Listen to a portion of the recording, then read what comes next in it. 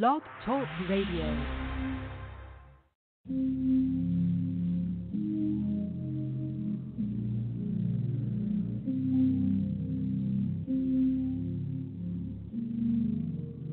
Epiphany Radio, the For Real Entertainment Network presents poetry in all different genres and formats.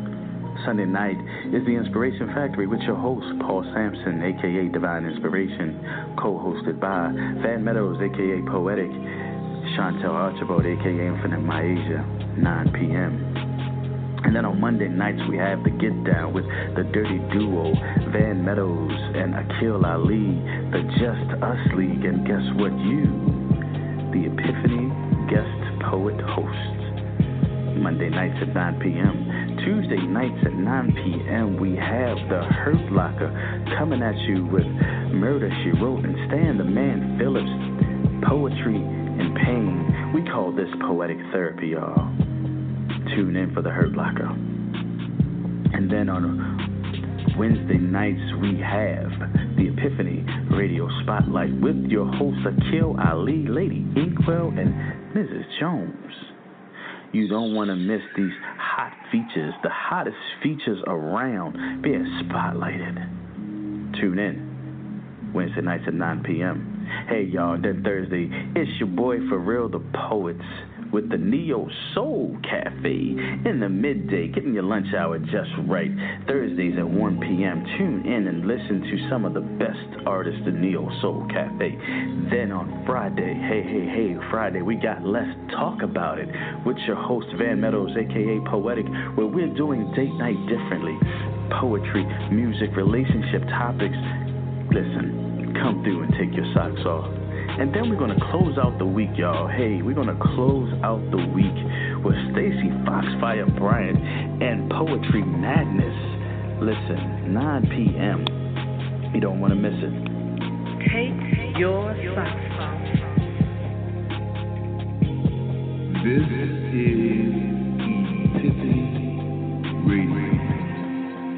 You are now in the hands of Epiphany Radio, baby.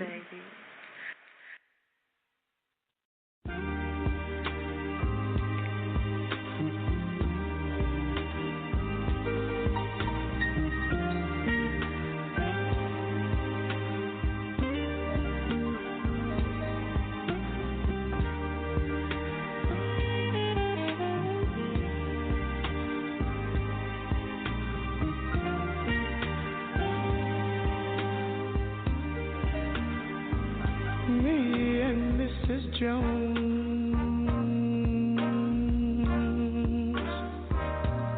we got a thing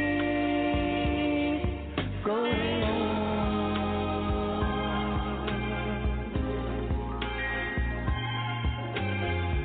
We both know that it's wrong, but it's much too strong to let it go now.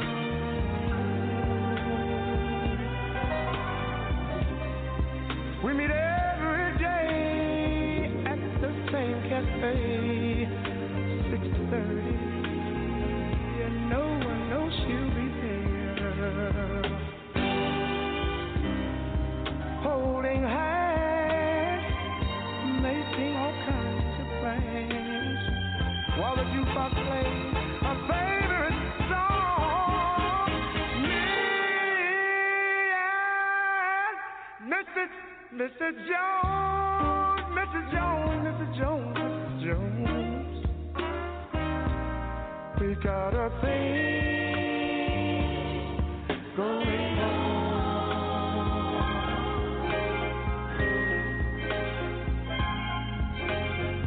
We both know that it's wrong, but it's much too strong to let it go now.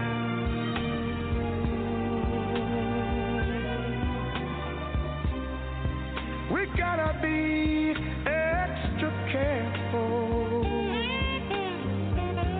that we don't build our hopes up too high,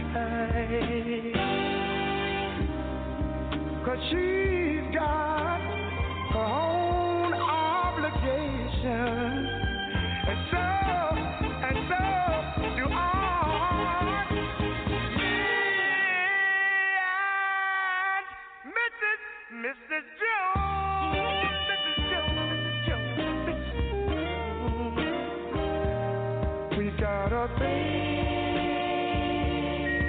going on.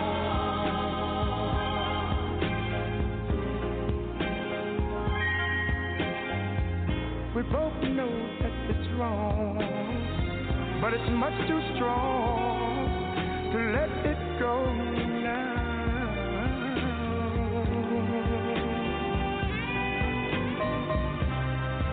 Well, it's time for us to believe it hurts so much inside.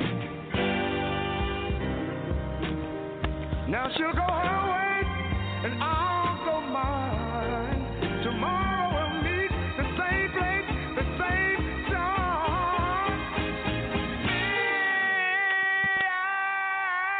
Me and Mrs. Jones, Mrs.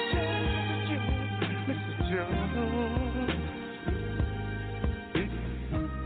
Got a thing going on. We gotta be extra careful.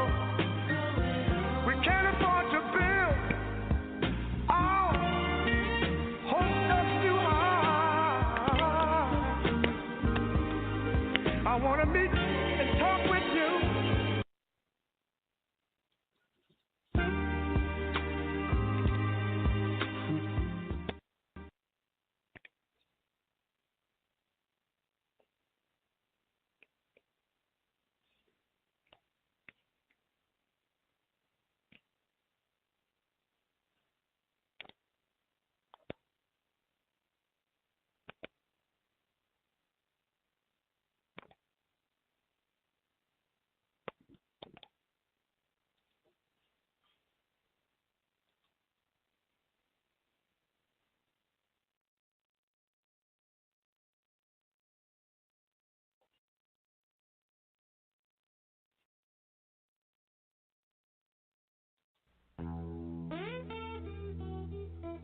Yo, what up, this Wyclef with Mary J. The girls with my acoustic guitars, you know what I'm saying? Yo, fellas having problems with the chicks. I want you right now to turn the lights down low. Pull your girl up next to you. I want you to say these words. If Jeff comes to me tonight, girl, I want you to know that I love you. And no matter how tough I would appear, only to you I would reveal my tears. Tell the police I ain't home tonight. Messing around with you is gonna give me life.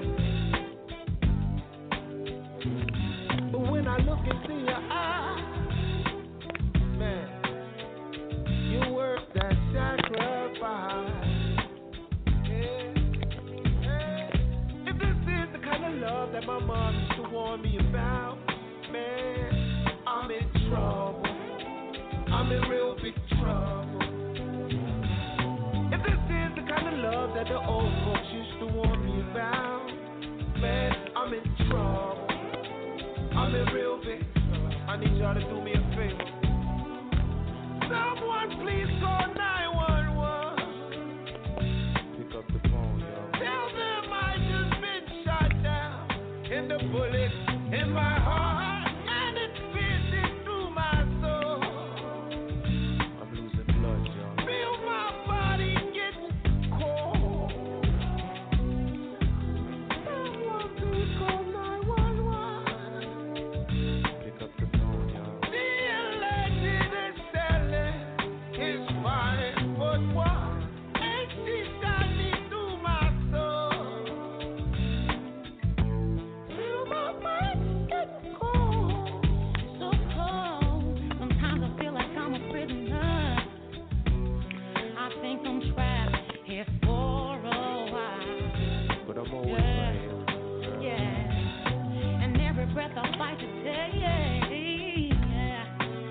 It's as hard as these four walls I wanna break. Yo, Mary. I told the cops you wasn't here tonight.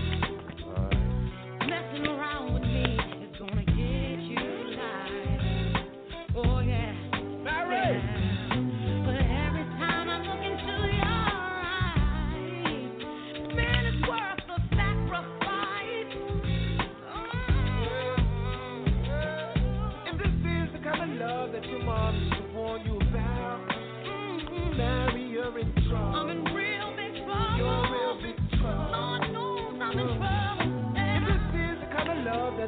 folks used to warn me about, man. I'm in trouble. I'm in real big trouble. You got anything to say, girl?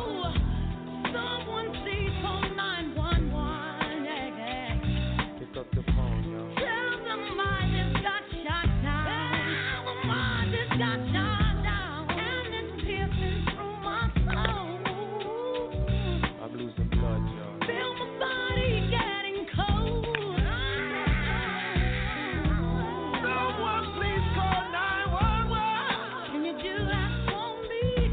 The elected and selling was fired 41. And she shot me through my soul. And he shot me through my heart. Feel my body He didn't care, he didn't worry, he didn't wonder. Why clever, very big lie. I'm feeling you, girl. I understand. Can you do it? Will you do it? Will you do it? Will you do it? Do it for me.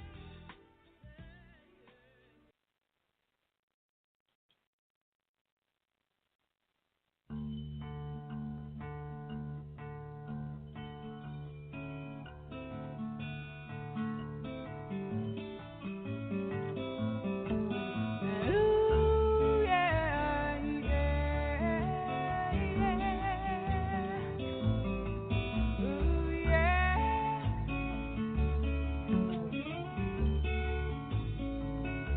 You make me laugh, 'cause your eyes, they light the night, they look right through me. La la la la. You bashful boy, you're hiding something sweet, please give it to me, yeah, to me. Oh, talk to me some more. You don't have to go. You're the poetry man. You make things alright, yeah. And ooh, yeah, yeah, yeah. Ooh, yeah.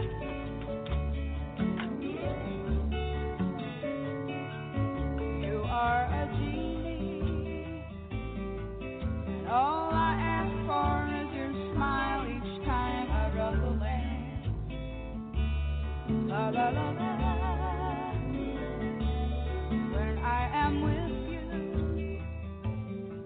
I have a giggling teenage crush, and now a sultry lamb, yeah, a sultry lamb. Whoa, talk to me some more.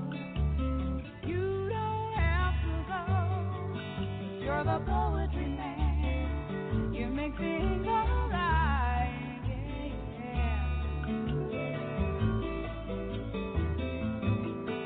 Ooh, yeah, yeah.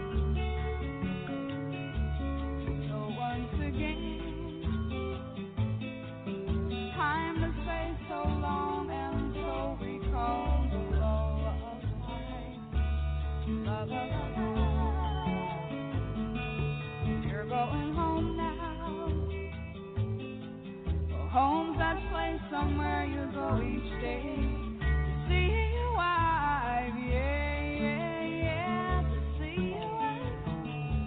Oh, talk to me some more. You know that you don't have to go. You're the poetry man. You make things alright, yeah. Oh, talk to me some more. You know that you don't have to go. You're the poetry man. You make things alright.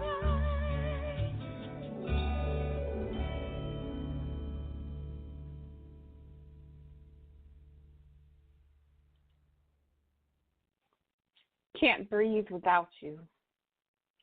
You don't love her, and you don't love me. You're just in love with what you want us to be. I've always known about her. Kept that knowledge in the back of my brain, always knowing loving him was a battle of another name. I don't know if I should be angry or feel bad for her as I know her pain. I really want to strangle the bitch. I want to make her go away, but really, it's my fault. She was first. He made me the other woman. I had no choice in the matter. He did not arm me with the truth. Instead, he forced me to fall in love with his lies. Doesn't even try to give alibis. His narcissistic ways, no care in the world but his own, comes and goes as he pleases. I never search for the truth.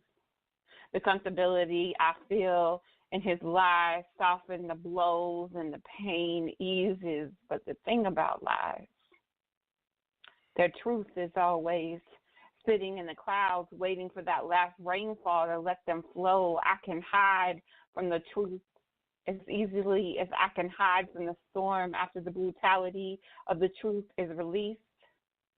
My heart has been cursed by your love or lack thereof. I done spent all these years in this fake reality that it was just you and me. All these years she was always there, and I was just naive and dumb to the fact that you laughed at my expense. I never knew it was all an act. Your words are weak, but I still believe them because they felt so good to my ears. Those words have filled my mind, clouded up the skies, and wrapped my soul in a bind. I cannot see through your faulty facade.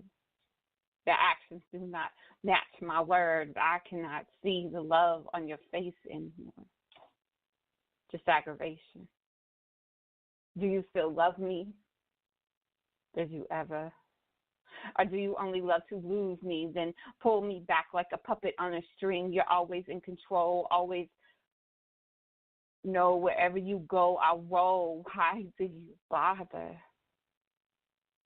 If you call her beautiful and call me the same, what the fuck does that even mean? If I'm not your other half, and I'm not the only one, then why the fuck am I here? Living in this fake reality. My heart constantly begging you to love me. I am not a weak woman, but your eyes turn my strength into jello. My mind loses all control. I believed for so long her reality is like a shot in the dark. Yet even with this knowledge, I can't let you go. I always said I can't share you. You can't say if your love's not true. But sadly, I just can't breathe without you.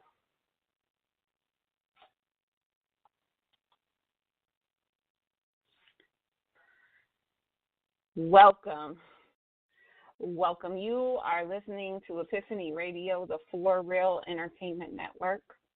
Of course, sponsored by none other than Larry Maddox. And we love him and support him and thank him for the support and the opportunity to be here tonight. Again, I want to say welcome to the Hurt Locker. We are so glad you chose to be here. My name is Murder, She Wrote, and I am with my co-host, Stan The Man Phillips. Just to remind you, the Hurt Locker airs every Tuesday night at 9 p.m. on blogtalkradio.com until 11 p.m. You can always dial into the studio hotline 319-527-6300. Press 1 to join in on the conversation. Listen on blogtalkradio.com and enjoy tonight's show. How you doing tonight, Stan? I'm doing very well, Holly. How are you? I am doing great. I am super, super excited about tonight's show. That was a wonderful poem to open with. Thank you. Thank you so much, and thank you for that music. Oh, my pleasure. That Phoebe Snow song was so beautiful. She's quite a songwriter. She is. Yes, and of course Marvin Gaye. We all know Marvin Gaye. Yeah, Wyclef Jean was definitely a nice touch. Yes, yes. So, Stan, tonight we will be speaking about cheating, infidelity versus monogamy relationships. And I'm going to be asking all the callers tonight a very important question. I want, opinions on open relationships. Now, I can go ahead and give you my opinion. I don't think they're worth the hell that they put you through. If you're in a relationship, you're in a relationship. If it's going to be open, why call it a relationship? That's my view.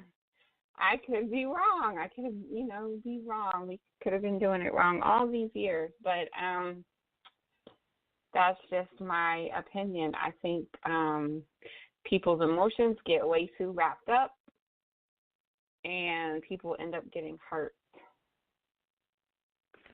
Well, I think the most important part in that is you have to be very, very aware of who you are and how you really feel.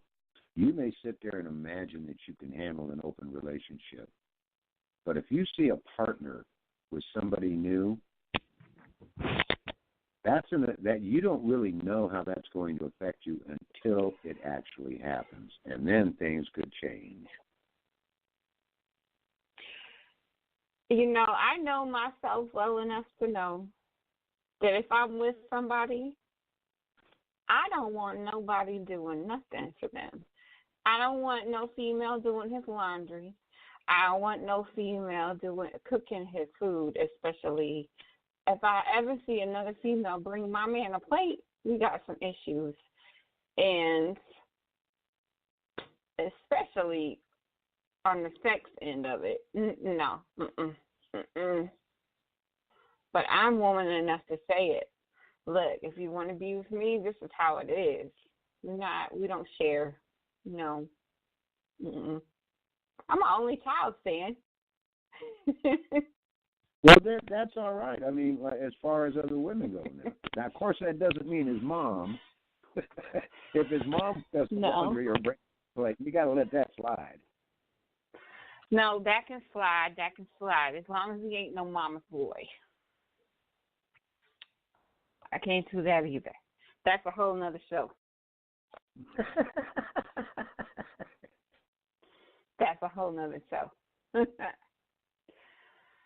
So, of course, here at the Hurt Locker, our goal is to hit hard topics that are hard to talk about. So, callers, tonight we told you what the subject was: cheating, infidelity versus monogamy, opinions on open relationships. To me, this is a subject that really needs to be addressed because I feel like the reason cheating goes on so much is because there's a lack of communication. Communication is such a huge, huge deal. So I definitely want to hear from everyone tonight with their poetic therapy. Like I said before, probably a good idea to put the kids to bed early tonight, because this is probably going to be an adult show tonight. So after everyone speaks tonight, we would like to invite you all to participate in our Make a Difference speed round. Remember, you can't make a difference until we get mad. So let's hear the positivity tonight. Let's lift up each other. So get comfortable, take your socks off, and bring that poetic therapy. And I'm going to drop a little quote on y'all here. Okay. Quote. Here we go. Quote. We are never so defenseless against suffering as when we love. End quote. Absolutely.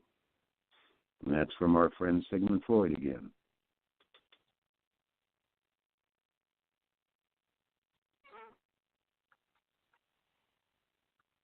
So, tonight we have somebody who's going to help us talk about the subject. But before I bring this lovely poet into us to talk to us tonight, I really want to maybe share some things not everybody knows about this poet.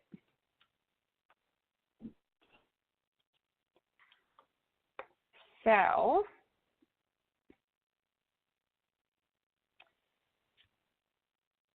tonight, obviously, to help us with this episode of The Hurt Locker, we've brought in a feature poet tonight.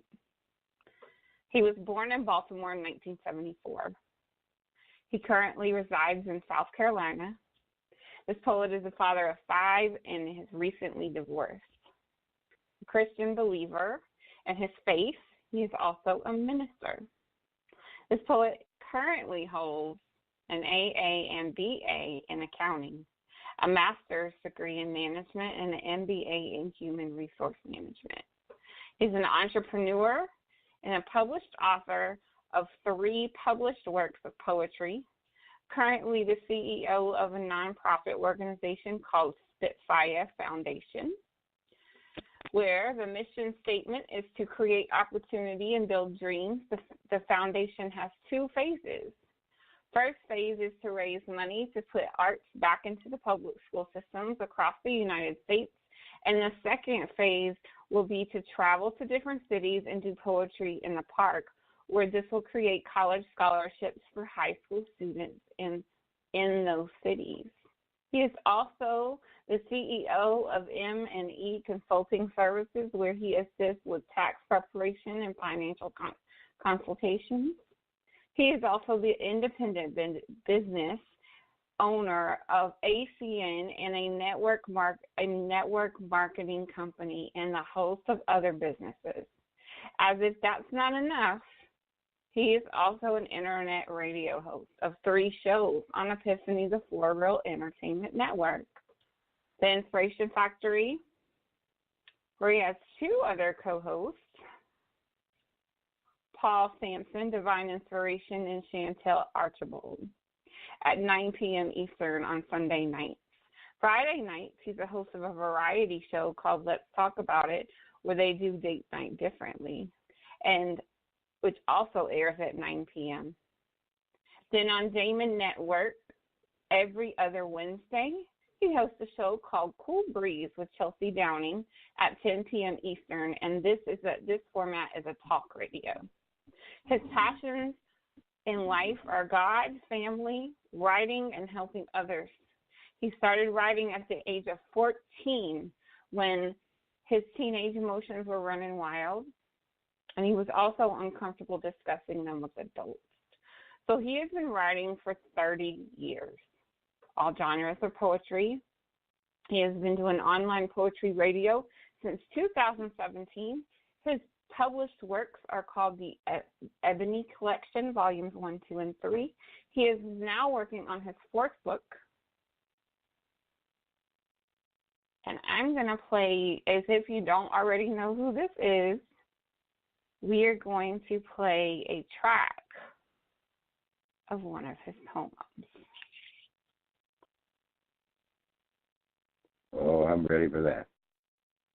Yes.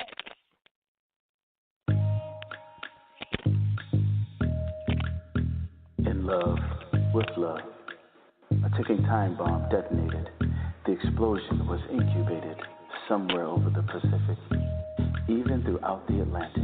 A shell shock of emotion. The shards and shrapnel lodged in and logged conclusions. Not just any conclusions, but the kind that we as men don't talk about. But today is the day we will talk about it. Today is the day we will get down with it. See, my inspiration factory is filled with glory and remnants of grace and mercy. My hurt locker is riddled with battle scars. But then my epiphany got the spotlight of the stars. I can't help but see new visions every day. The breath of God breathed into my lungs, and dare I say that my Neo Soul Cafe has a different tea drip today. Somewhere in my mind, the poetry madness just grips me, and I have to write about my experience, see. The four walls close me in, and I hyperventilate as the word uttered. I look deep within myself to see if I can be hurt. 'Cause this man of steel dusted off the dirt. My steel skeleton can keep me invincible, but my internal organ is no longer replaceable, locked up like a caged animal. Is my heart losing stamina? I just want to feel it again. I want to embrace it again. Why does it escape me so? Where is the illusion I know? A hopeless romantic putting on a single glove. All because I'm in love with love. From the mind of Poetic.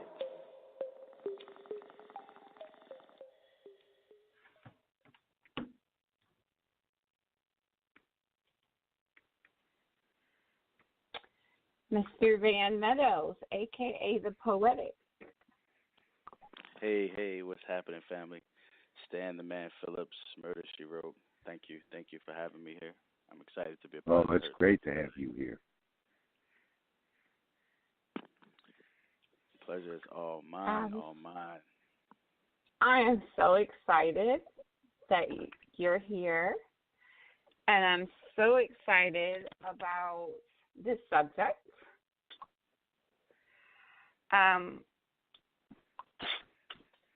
What can you tell us about this subject in particular?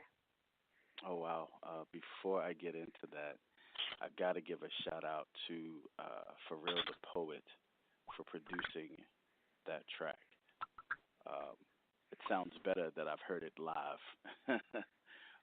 It sounds amazing. So if you need your tracks done, please reach out to Pharrell the Poet.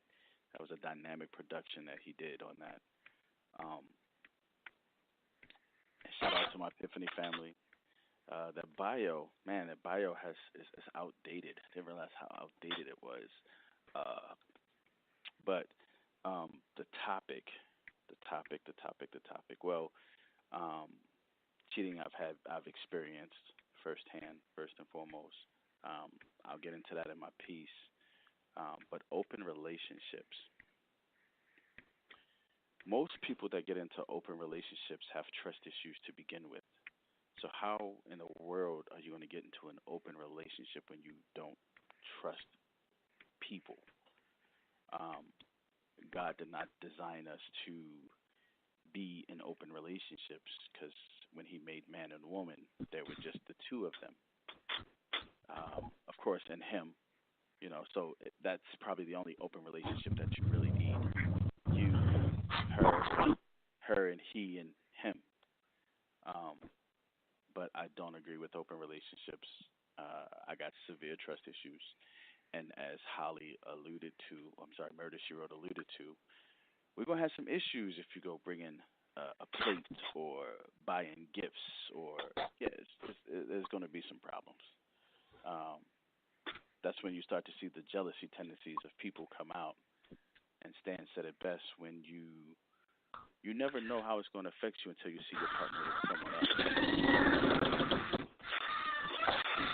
So, yeah, I don't agree with open relationships. That's just, that's just how I feel.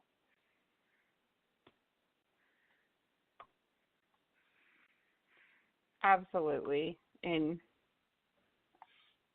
I don't either at all.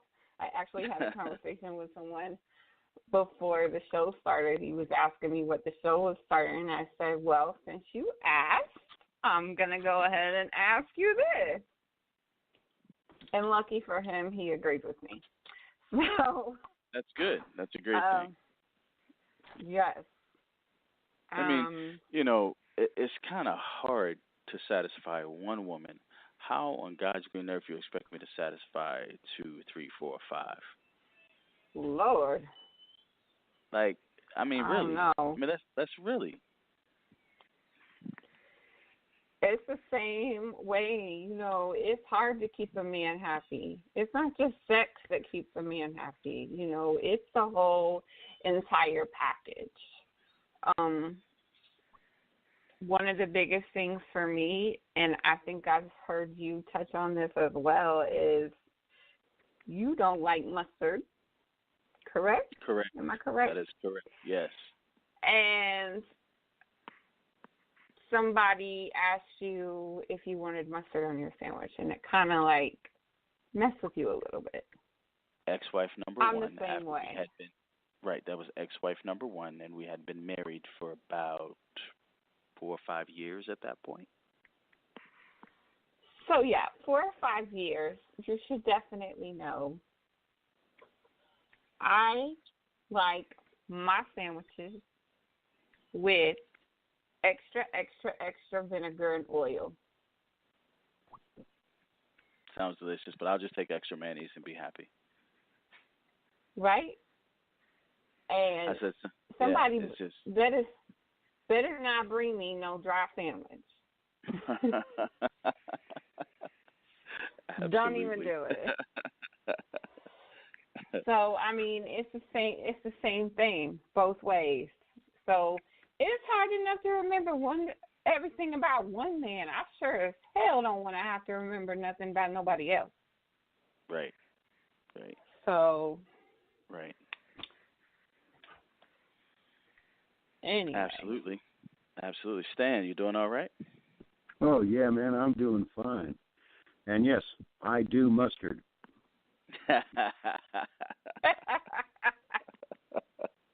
Good for you. I did bring a piece for the show, specifically for this show. I said that it would be probably the most painfulest piece that I've ever written, and true indeed, it is just that. So when you're ready, I'll go ahead and get this piece done and get it out of the way. Please. All right. The title of this piece is called "The Words of a Cheater." If there was some other way for me to say what I have to say, then I would. If I could. I have been cheating on you with the guy in my crew. I enjoyed feeling him inside me. I didn't care it would hurt you or me. All I know is the warm liquor coursing through my veins caused a stupor and a lapse in judgment. I feel no remorse or resentment.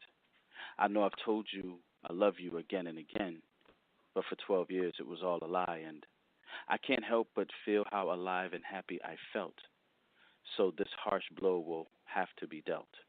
You as a man have great qualities, and there's a woman out there for you with no insecurities. Unlike me with my daddy issues, I kept giving you clues, but you and your charm made me hide all my alarms. That pain you feel, I know is real. Yes, you failed at another relationship. I'm content to walk away. Please don't flip.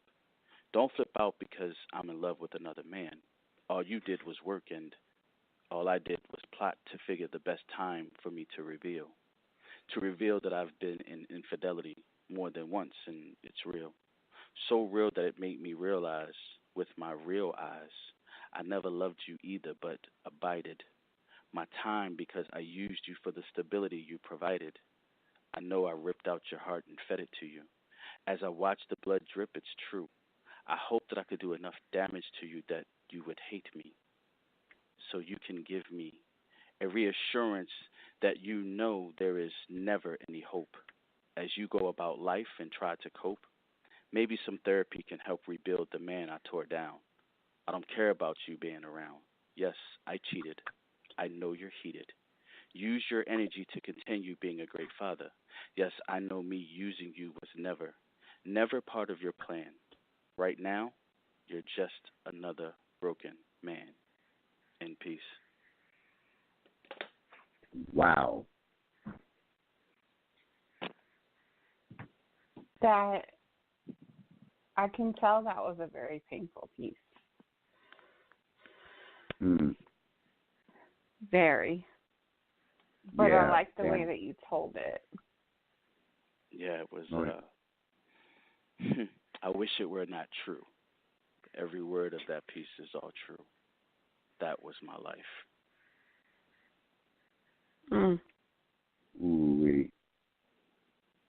That's one that carries with you for a while. Very much so. Stan, do you have a piece for us today? Say what? Do you have a piece for us today before we get to the callers? Yes, I do. Let me get back to where I was here. Get back to my original place. Here we go. This is called Heartbreak. You cannot say, I love you. It's over. The heart rebukes reality's intrusion. Shields with denial, builds a fortress of delusion. But truth is relentless. Thus the agonized conclusion. You cannot say, I love you. It's over. In peace. Mm. Wow. Amazing piece, Dan, as always. No, that's that painful reality when it really hits you that, yeah, I'm in it with you all the way, but you're not there with me. Yeah. Oh, yeah. Yeah. And a lot of times we stay into those relationships hoping that something's going to happen that's just not in them to happen.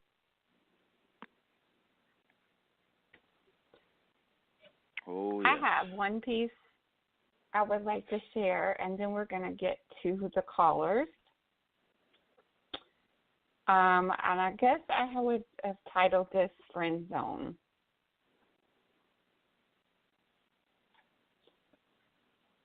I had to put you in the friend zone because I'm never going to be your number one.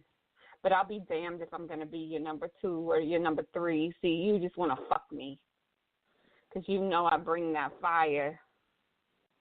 But half that fire is because it was me you used to desire. But you see, you're never going to love me. I see you looking, but I don't think you see that I want to be your forever, the woman that you treasure. But I'll know I'll never be as good as the one you gave a ring. I wonder, did she sing lullabies in your ears of how she will protect you and never leave you blue, making everything better? Do I calm you? Am I fresh air for you to breathe? Because when I look at you, I see love. I see comfort. I see cuddles. I see support. I see strength for days. And the words you say and the games you play, will I ever be more to you than your homegirl you get high with? Or does that put me in a whole different category? I'm cool to chill with, to smoke weed, to share a beer with, but what I really want is your heart. That's all I've ever wanted. For you to look into my eyes and see my soul. It's not about control. It's about doing my thing and you doing yours, but at night having somebody warm to hold. But last time I seen you, you barely looked at me, much less touched me. So is it me you really want? See, I know my worth, and I know what I want. I want somebody to be intoxicated in my beauty, to hang on every word I say, to want to be wrapped up in my rhymes, because they know I really got shit to say. In peace.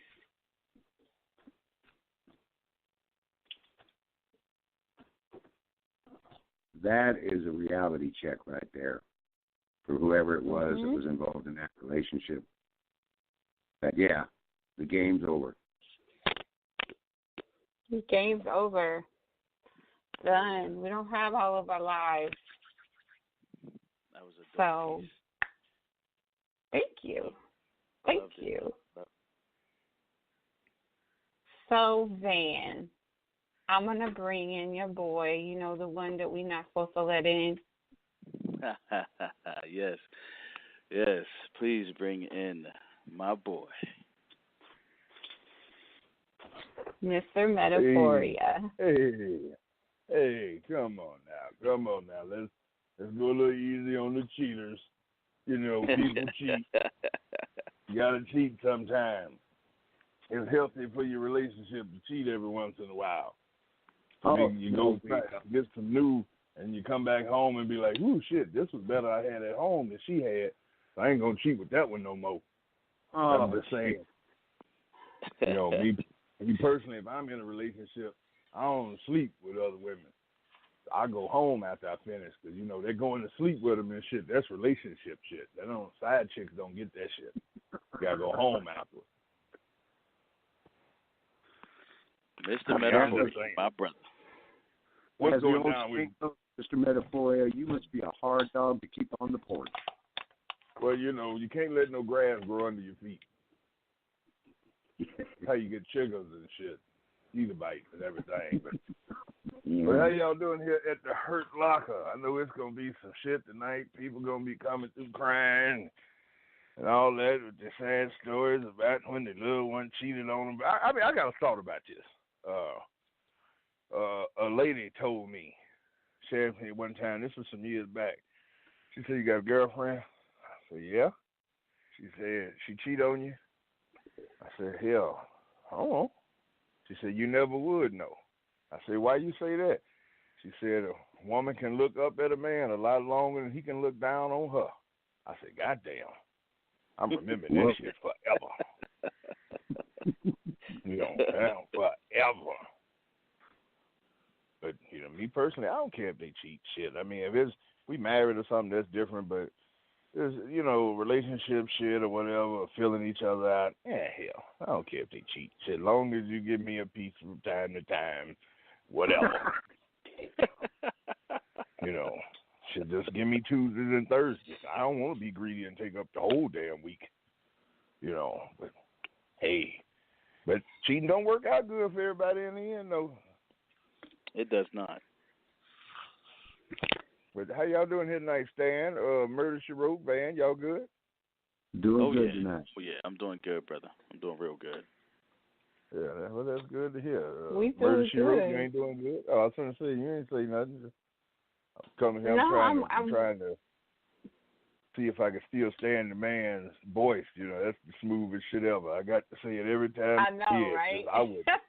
I'm telling you, damn this deep shit. I want that type of deep. Just smooth, can do voiceovers and commercials and shit. I'd be rich by now if I had that voice. Right. Absolutely. Van, ask your boy the question of the night. Before he does his piece, ask your boy the question of the night. We already know what this answer is going to be, but I'm going to answer it. Yeah, we do. Mr. Metaphoria, please, yes, my brother, can you tell us how you feel about open relationships? I'm fine with it. if both parties agree to it, when you're in an open relationship, you don't really build up feelings. If both parties know that going in, and I mean, hell, why not? If you know you're a cheater, only deal with open relationships. Because when you go into it, and it's already stated that you're gonna have an open relationship, no feelings are gonna get hurt. But you can't go into a committed relationship acting like you still live in an open relationship life. Right. That's where people mess up at. You gotta, state what you coming into the situation for in the beginning, and stick to that shit. If you tell this woman, I just want we do our thing when we do it, no feelings involved. Now don't take your soft ass over there talking about, but I love her. No, you told her in the beginning you didn't want no feelings involved. So if you show up over there and you see the neighbor got her ass bent over the bushes, you're in an open relationship. It's his turn. You come back later. She'll clean it up for you. Don't be bothering that man's turn. Relationship open. Go over your side chick house. Just hey, people just got to be more honest on what they want and what they expecting from your relationships. That's true. Well, there you have it. Yeah. That's the message for you. There you have it. I'm not surprised. I was about to say, who is going to be surprised? Yeah, I don't think anybody. Yeah, but if it's not an open relationship, your ass is cheating. That's all it is. I got a piece tonight about cheating. Okay, let's hear it. All right. Last night on the show when I said the polygamous penis, it made me think of the title for this. I'm calling it Polygamous Peter, but this is not a true story. That happened to me or anything like that. I just wrote this while waiting on the show to start. But it's called Polygamous Peter. Here's a little story about Polygamous Peter. Known for digging into so many bushes, they called him the Poo-90 weed eater. Every lady he met, he stuck her.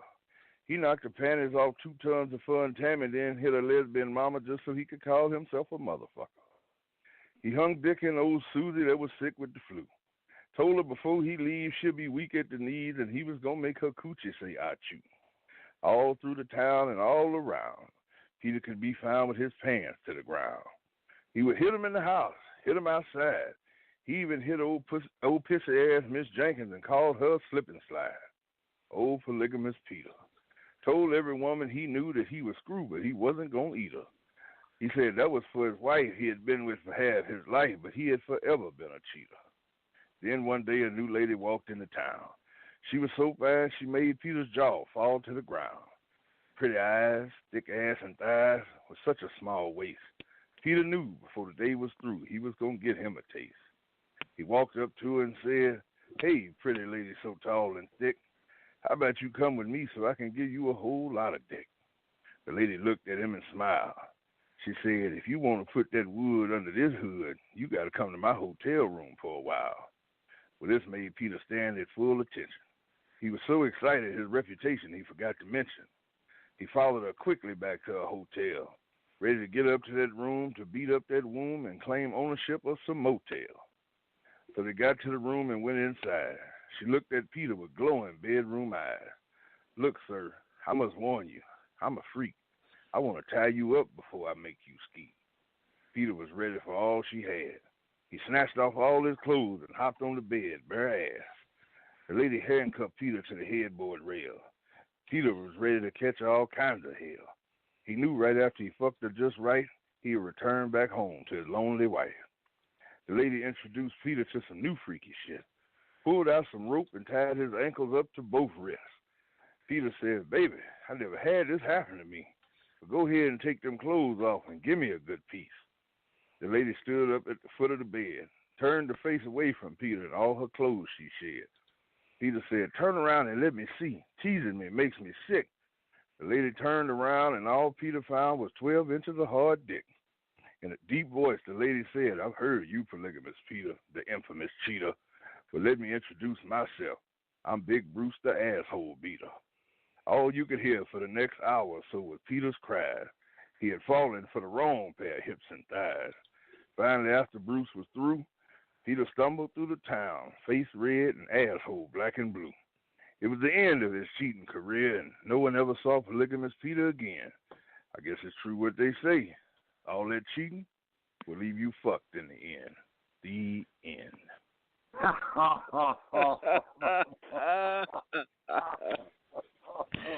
Oh my goodness!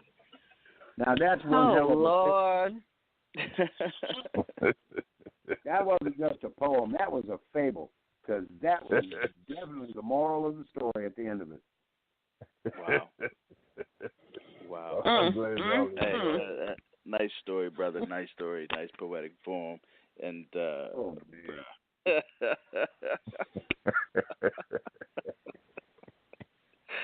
wow. Wow. Pretty gifted and talented brother with your pen, man. Well, you know I ain't shit. Just That's saying. what we keep hearing. That's what we hear, man, but you keep showing us otherwise. Oh yeah. You know, I think after hearing that piece right there myself, it kind of gives me an understanding on something else. I think this type of shit happened to Donald Trump, and that's why he say just grab him by the pussy. But he wasn't saying it like that. You just grab to make sure they ain't got a dick. Right. See this? Yeah, that didn't happen. He didn't met Big Bruce the asshole beater before. That's why his face orange. Explains a lot. See, we are figuring out some shit here tonight at the Hurt Locker. My thinking is the guy's name wasn't Bruce. I think that would be Putin the Pounder. There you go. There you go. Oh, shit.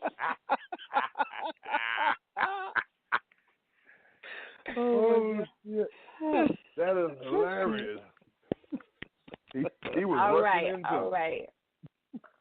I'm going to put you on the But couch. I appreciate y'all having me at the Hurt Locker. Yeah, I know when it's time to go. Hell, I can see myself out of here. You ain't got to show me way to the damn couch. I know how to exit these shows. See, I came through here, I was nice and polite, and I was being civil, and then you want to tell me you're going to point me to a damn couch to go sit down on? I don't want to sit on the couch. I'm going to go stand up in the middle of the floor. How about that, Murder, She Wrote? How about that?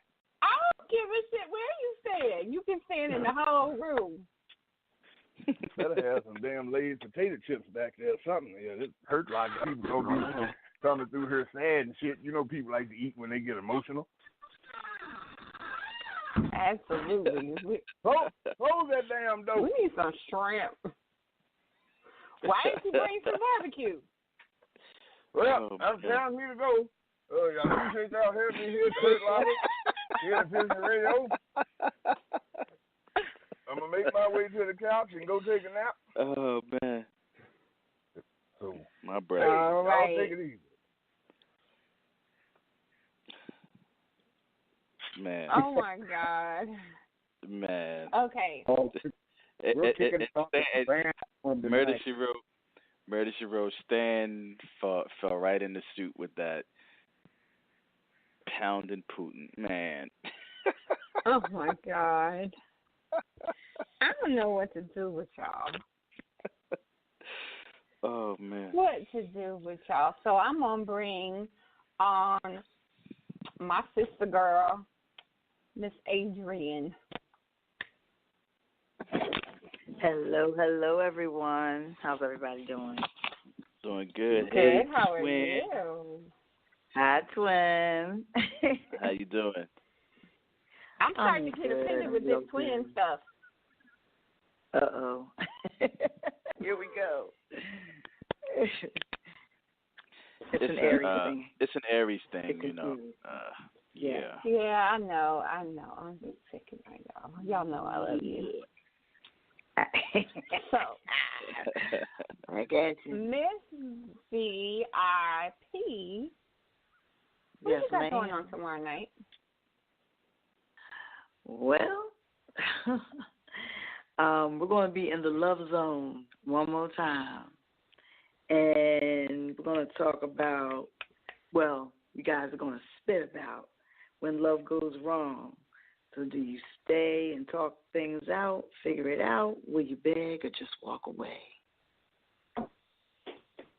Mm. So we're going to see what that's going to be about tomorrow.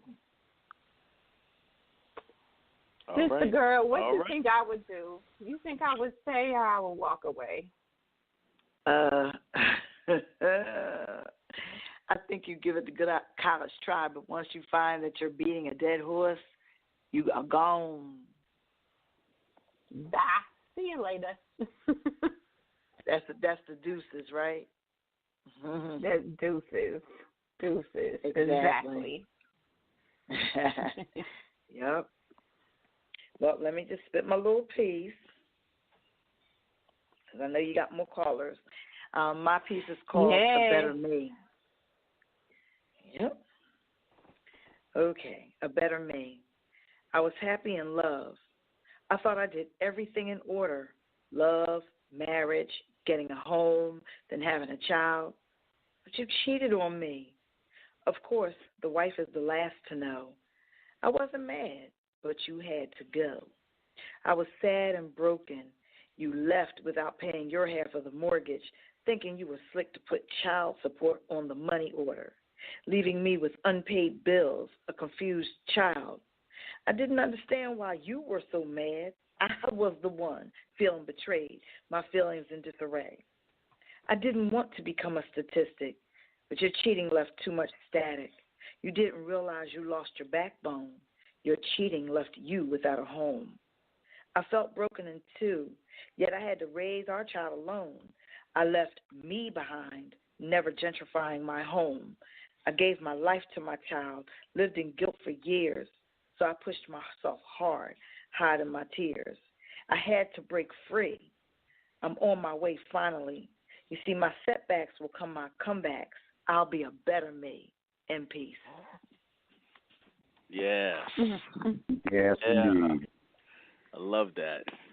Setbacks will be your comebacks. I love it. Absolutely. Stronger and more. Oh, absolutely. Woo.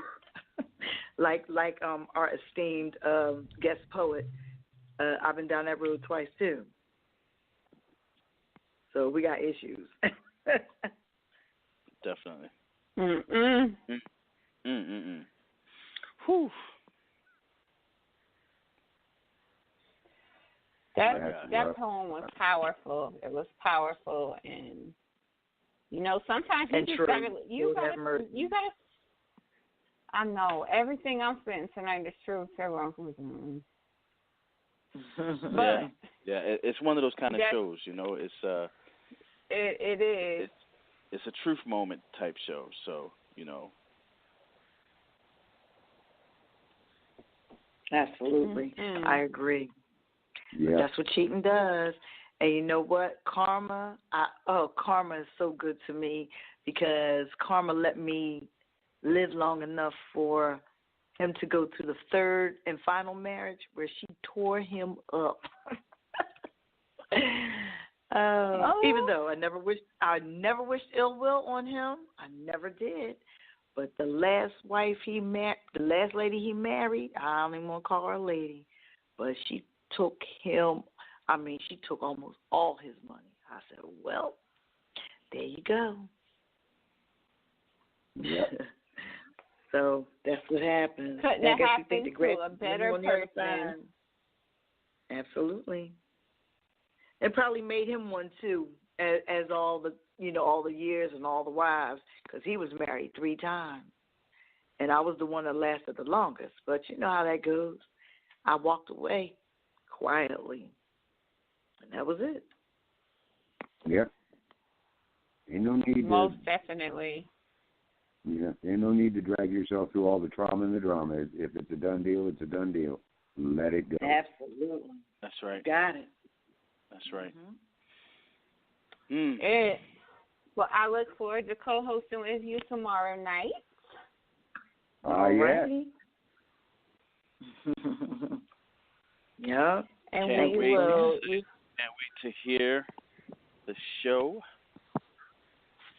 We're going to see if it stays to the right or if it goes left.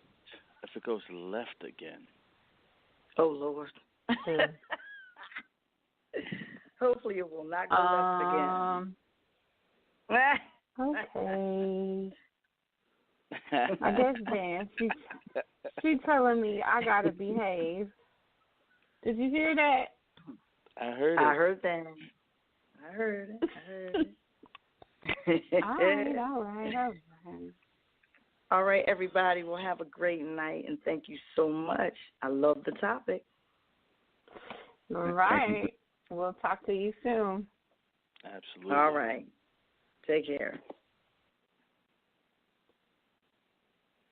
Van, your mama on next. Hey, hey. Yay. Hey. Yes, on to But the you next. gotta share.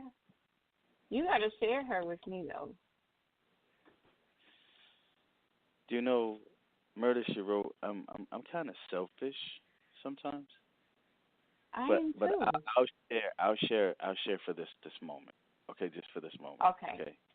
All right. All right. Hey, Mama. Wow. Hello. Wow. Y'all just really gave me a great bio on my son. He did things I didn't even know he was even doing. I know. I don't know where he gets all this time. To Time, do everything. energy, talent. Man, When you have, when you have 5 kids, you kind of find the time. And I still managed to find time. I didn't even know that. I only knew about the 2, the one little daughter and the one son. I mean, Oh no. They really. Yes, I'm so glad they featured you. This is like a revelation for me. This is great. I'm just right now. I'm just impressed. I'm in awe. This is wonderful. Thank you all for shining the light on my son like that. I mean, really. That's like Mama, I had to tell that, all his business. Thank you, Mama. She did all of it. Thank you so much, Mama. It was very welcome. He knew what I was doing when I asked him for his bio. He knew what I was doing. Yeah, I appreciate that. Well, we got to hear the updated one. You mean there's more? Yes, there is more. There's some items to be removed and some items to be added because I have to add that I've been performing more. And coming up May 29th in Charlotte, I was asked to perform, be a part of a team of poets who will be performing at Wet Willie's May 29th. So I'm excited about that. Congratulations. Oh, wow. Yeah. And I didn't even You're know not about all that the far books. from me. What day? Yeah. That's the 29th? That's the Wednesday, the 29th in Charlotte.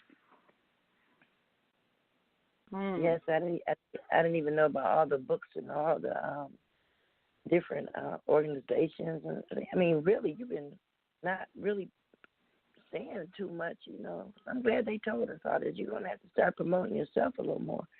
There's nothing wrong with self-promotion now because I definitely, believe in nonprofit organizations and things like that. This is what we need to head up, with these organizations. You'll see a major promotion push in a few months. Okay. Look forward right. to it. So, Mr. Stan The Man, I haven't heard from you lately. Where have you been? Oh, I'm just trying to get myself arranged into my new place, and I've been doing a little work on the side. So I've been keeping busy. Okay, well, I know I just missed you. I think a couple of times I think you were missing over at our other place where we usually hang out on Fridays. Yeah, I know. And I'm probably going to catch hell from them, too. well, I will catch you. I have been AWOL. We know you've been missed. And so, I don't really have too much to say about all this exchanging body fluids with different people and stuff, but I just it's like, I got that poem called what was the name of it? I can't even remember the name. I got 3,000 poems, y'all. It's hard. I can't even find something. I'm looking for it. And when Facebook took me and messed me up with it, I had a lot of my stuff on there, but I had a poem about. I was going to ask, Mama. We have a question that we've been asking folks. Open relationships, yes or no? That's what I said. I'm glad you asked that. That's what I just said. I didn't really have too much of an answer for the questions. I don't believe in all that swapping body fluids is what I said. So that was my answer. Okay, I'll that tells tell you the mother wants to know the source. That's it. I'll tell the princesses two things. Let's see. One thing I would tell the princesses is all that glitters is not gold. And I'll do a poem about that. And don't kiss a whole bunch of frogs. Don't kiss a whole bunch of frogs. Just take it easy and wait, all that glitters is not gold is a poem, so I'm going to read that. Once upon a time, there was a man lying in the grass, shining with brilliance. I spread my blanket and sat beside him.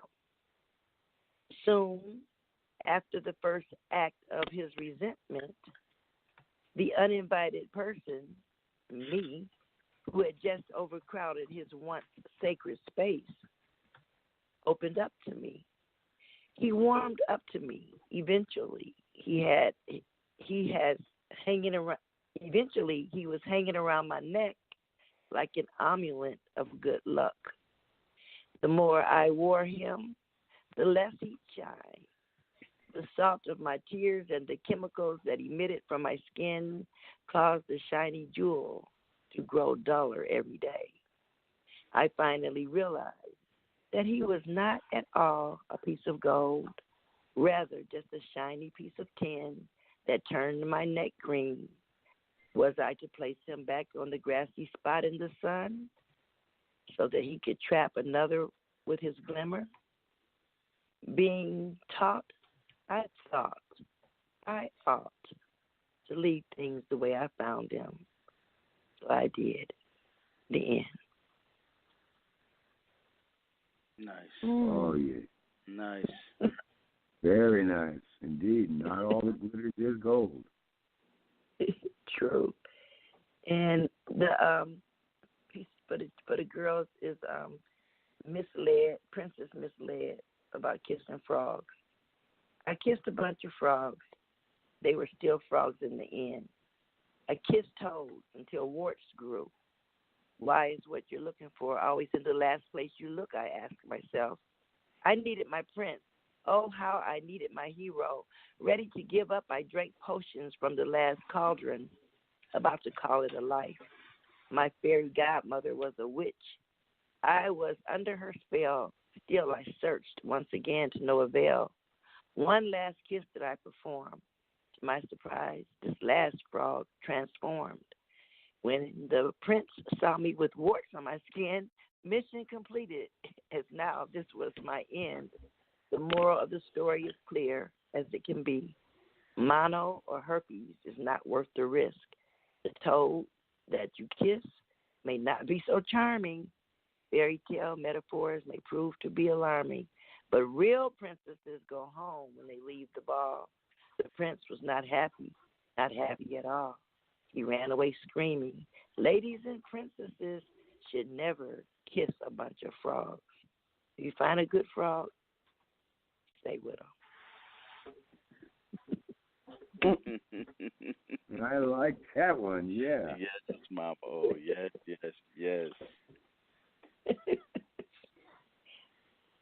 And that's Mama, oh. That's all I got. That's right. If you find a good frog, stay with him. That's right. You'll end up with warts moving around all these different places trying to find something. Stick with what you got. Go for what you know. The devil that you know is better than the devil that you don't know. Oh, Lord, ain't that the truth? Woo! Try to make it work. That's all I got to say. And That's if it don't work, wait until you leave that one alone. Watch out for it. That's true. Princes have to, too. Yeah, they got to swear. Yeah, if it doesn't work out, I just suggest you just leave it alone. Just, take one at a time. I mean, if it doesn't work out, and you get to the end and you can't find any way to make it work, rather than just selling yourself short, going all over the place, dipping and dabbing, don't know what you're coming up with. Just leave it alone. Give yourself some time. meditate, do some self-love, and just kind of just give it a chance. Learn to love yourself. Because a lot of times when people are just going from one place to the other, they're trying to find themselves, actually, because nobody can make you whole or nobody can make you completely happy. You have to make yourself happy. You have to be happy with yourself first. That's all I got to say. Most definitely. Love thyself. Love yourself enough that you don't have to depend on somebody else. Work on yourself. That's right. That's right. Find your own right. flaws. Yeah. Look at the speck in your own eye. Stop trying to go around. Don't be an attention whore, a drama queen. Stick with what you got. And if it doesn't work out, take your time and work on yourself and try to change what's wrong with you. And you don't have to run, flicker, and flout and all the place. Yes. I agree, Mama. I agree. That's my first mama. First my person mama. You should be happy with. Whatever, man. All right, thank you, guys. I don't want to get beat up because some of these open relationships might want to come in and they don't want to hear this. And swap body fluids, Mama. All right, they just want to swap body fluids. Right. That's it. Hey, get wart, kissing all those frogs. Right. Oh man, love Mama. We love her.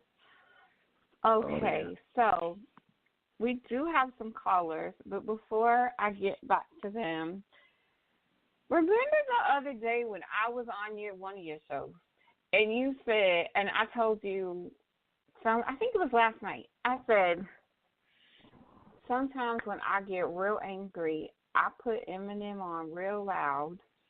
Oh, yeah. And then I write something. Right.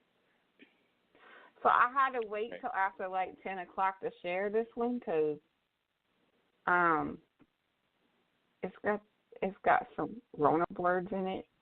So, but I want to share this one. It's called Insomnia. Oh, yeah. I got insomnia because when I'm not with you, I can't stop rhyming about our love, what it used to be, because, see, what we was is not what we are by far, motherfucker, is all you are, sitting here listening to Eminem's rhymes, watching you dig yourself a hole.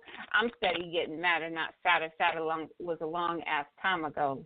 8 years was my sentence, no early release for good behavior, because your lame ass got me showing out.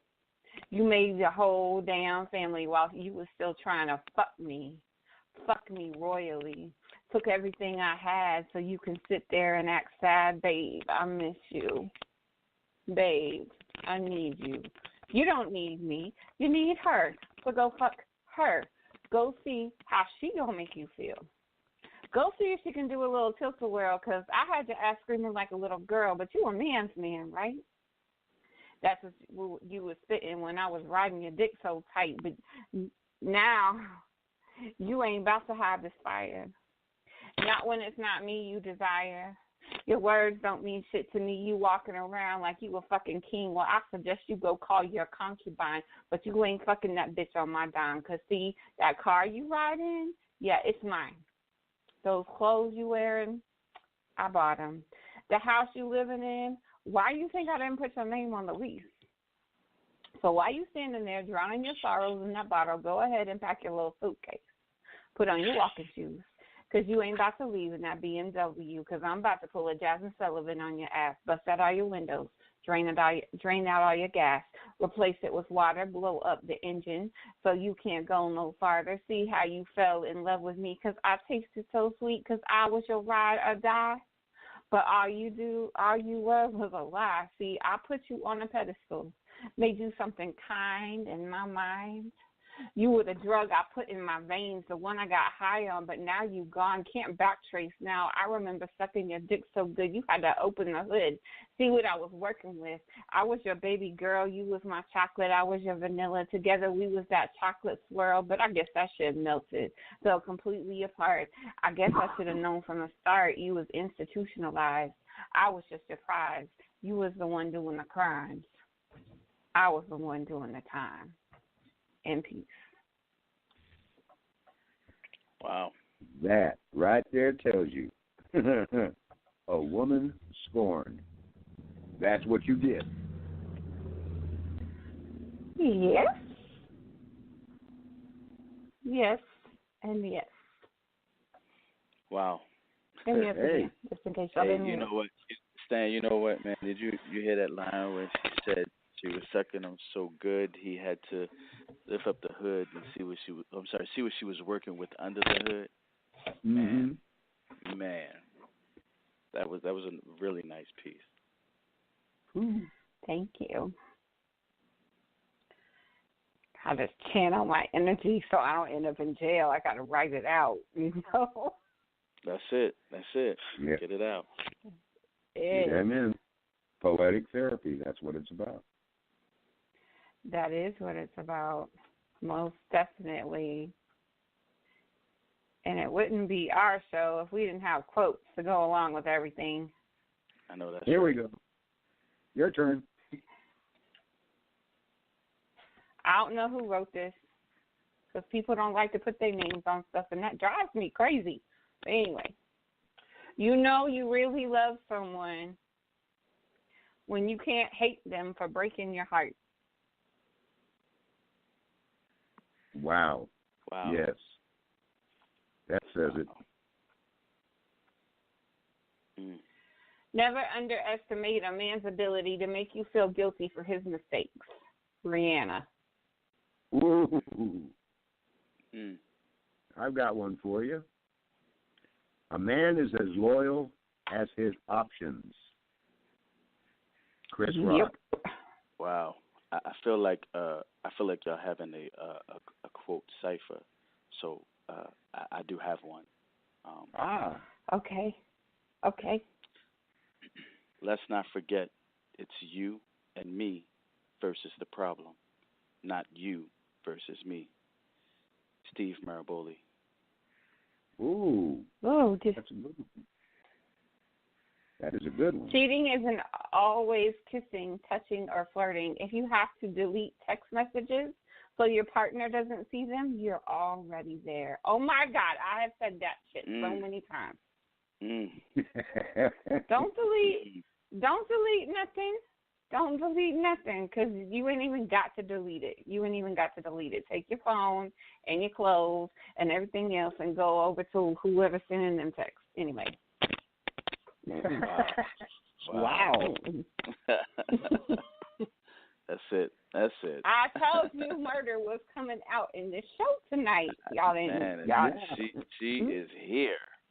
She's in the house. I'm in the house. Gwen C. says she'll always know me as Holly Love, but Holly Love is not here today. Holly Love is out of the building. Murder, she wrote, is here. So. Wow. Somebody said, I don't understand how someone can tell so many lies and never feel bad about it. Wow. That's someone with a pretty cold soul. Uh-huh. Wow. I know somebody like that. Unfortunately, I'm sure we all can attest to that. Oh, no. People only get... Go ahead. I got to ask this. After hearing Murder, She Wrote coming out, I wonder if Mr. Metaphoria is still standing in the middle of the floor. Maybe not. I don't know. He might have passed out in the bed by now.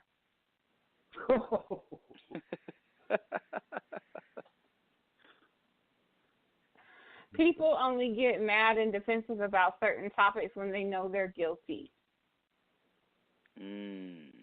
I like that. There's an old country saying, too, it's the guilty dog that barks first.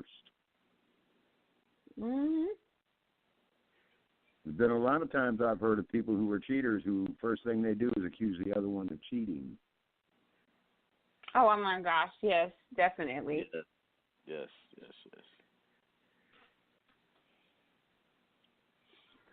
Yes. I can't tell you how many times somebody said, you better not have no in this house when I'm not here. Mm-hmm. Why the hell would I have somebody in the house when you're not here? That had me thinking. I went straight into the bedroom and started washing sheets and everything else because I don't even know why you would even say some dumb shit like that. Wow. True. Yeah, I'd say like that would be a red flag.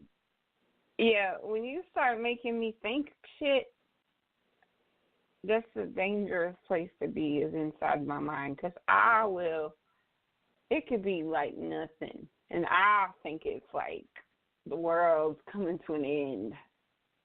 All because you didn't open your mouth. Just open your mouth and tell me what's going on. Because if not, you're going to have burnt food and everything else because I'm going to be like, oh, you must be doing something because you're not telling me. Wow. Yeah. I told you. You used me, confused me, and misled me. Don't blame me for trying to find someone who knows how to respect me. Stan, I just heard all the women listening, snapping their fingers, rolling their eyes, flipping their hair. There you go. Yeah, right. Here's another snap your fingers. Sleeping alone is better than sharing your bed with someone who shares their bed with someone else when you're not around. Ooh. Oh. I'd have to say that's true. Mhm. Yeah.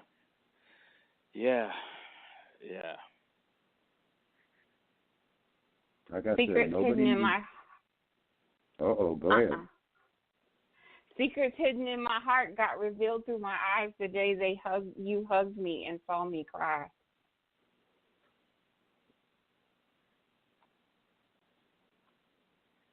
Yeah, now see, that's one of the things that happens to be gender specific in a lot of ways.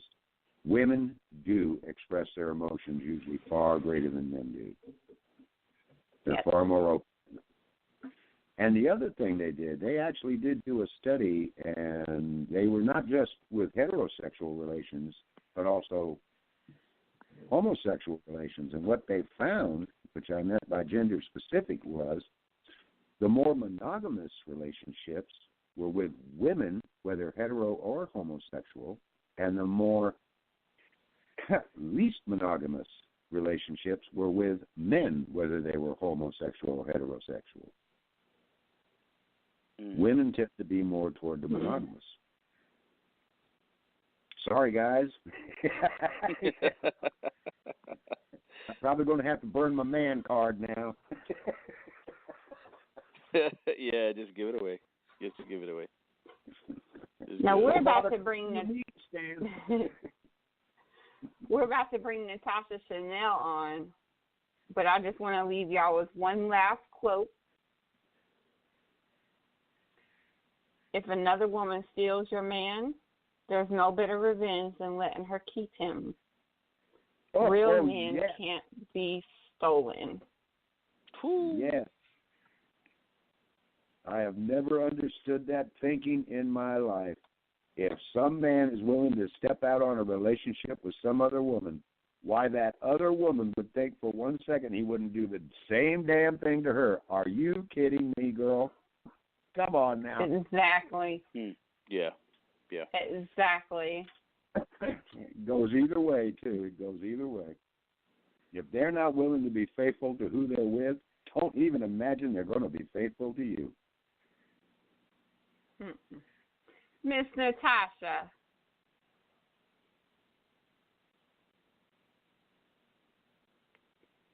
Hello. Hello. I'm sorry, I was on mute. Hello. How are you?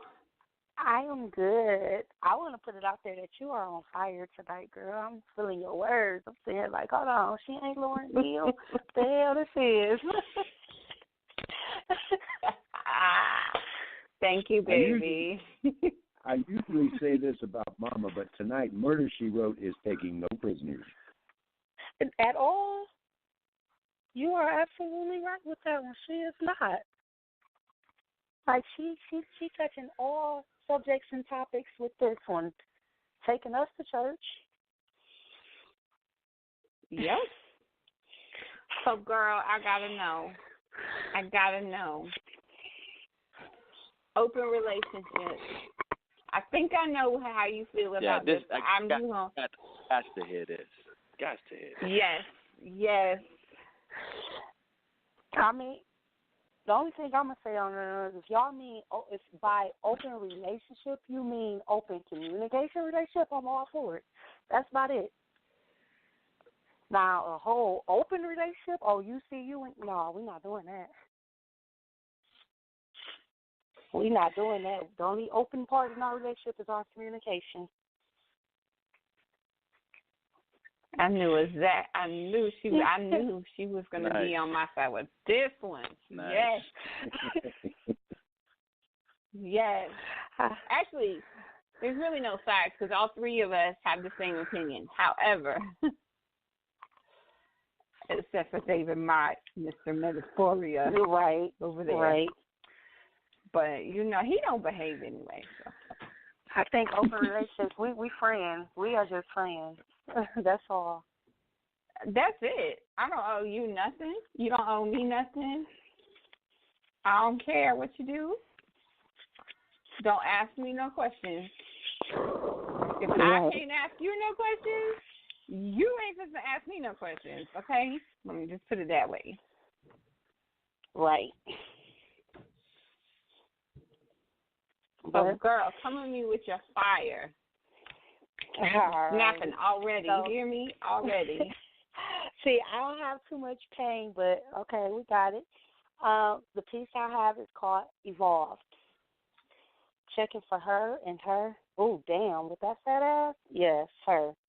Yeah, I got a girl, but I want to see if that pussy purr. Not getting caught up, though. I've evolved. Learning from my mistakes, problem solved. Won't catch me in action. Numbers I stay snatching. Taking precautions? Nah, she ain't gonna know we fucking. Embarrassing her? She'll get over that shit.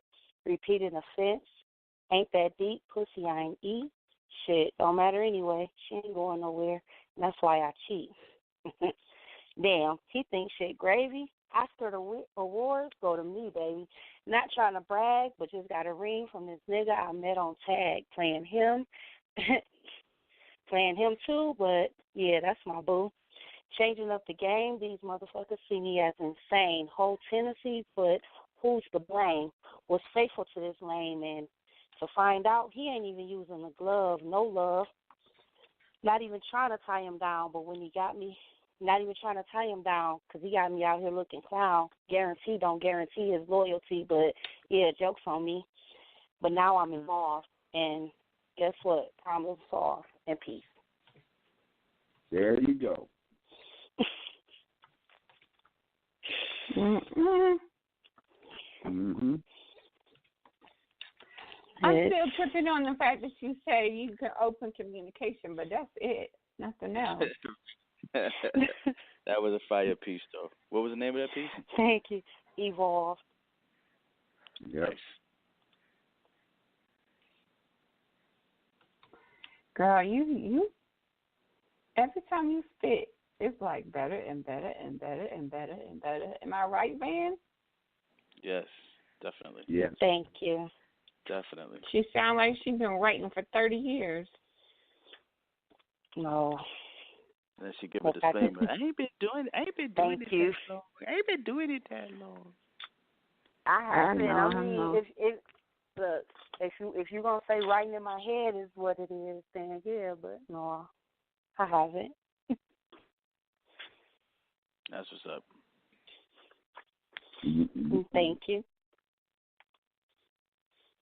Thank you. Right, not a problem. So we're gonna bring in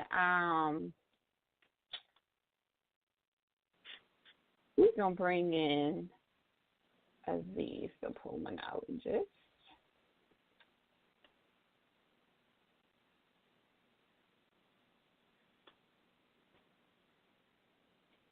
Hey, let's get over to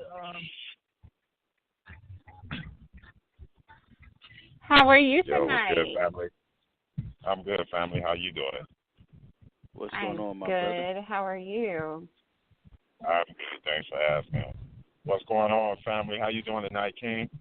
I'm doing great, King. How about yourself? Oh, man, I couldn't miss this show, man. I couldn't miss this feature on you. You know that. You know that. Thank you, brother. I appreciate that. Stan The Man. How are you this evening, my brother? How are you, sir? I'm doing great. I'm just making sure I don't get in the line of fire of Murder, She Wrote tonight.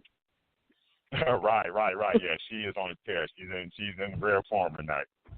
Mm-hmm. Can't disappoint. Guess who else is on the line with you? She's laying it. Oh. I said good. Hello, my king. Hey, Queen, how are you? I'm good, king.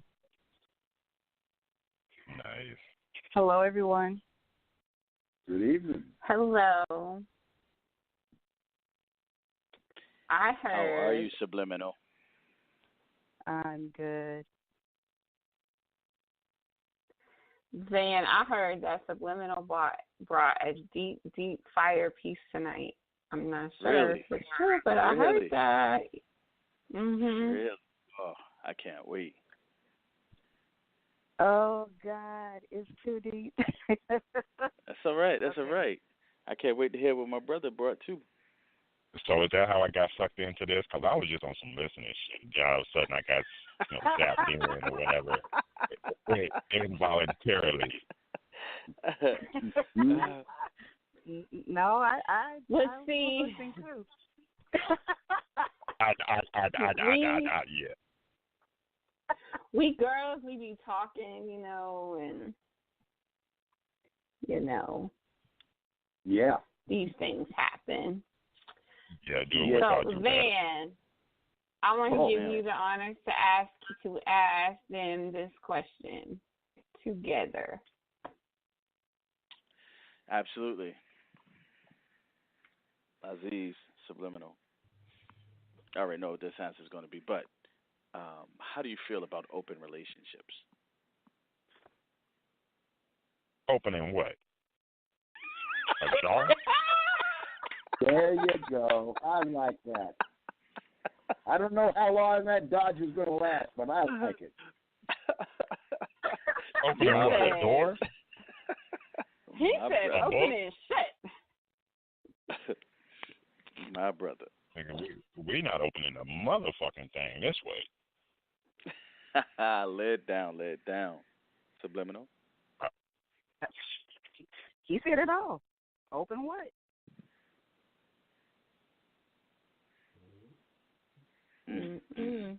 No question asked. That's what I was expecting. If you talk about open relationships, isn't that just pretty much friends with benefits? Isn't that really what it is? Yep. Yeah. That's all that is. It is. I don't think you can qualify that as a relationship. There's no real commitment in there. That's why I say, why call it a relationship?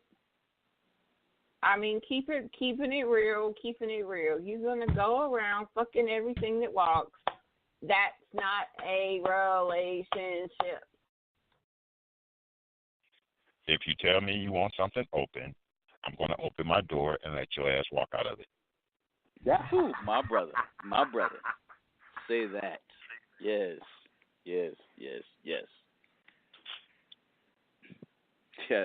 man. Yeah, but men being men, we may hate to see you go, but we love to watch you walk away. Right, yeah. I mean, it's going to be the last time, but... the last time. But, deuces. Yeah, I feel that, my brother. Oh, right. I feel that. I feel that deeply. Mr. Poemnologist, do you have a piece for us tonight? Of course I do. But why not let Subliminal go first? Absolutely. Well, the piece that I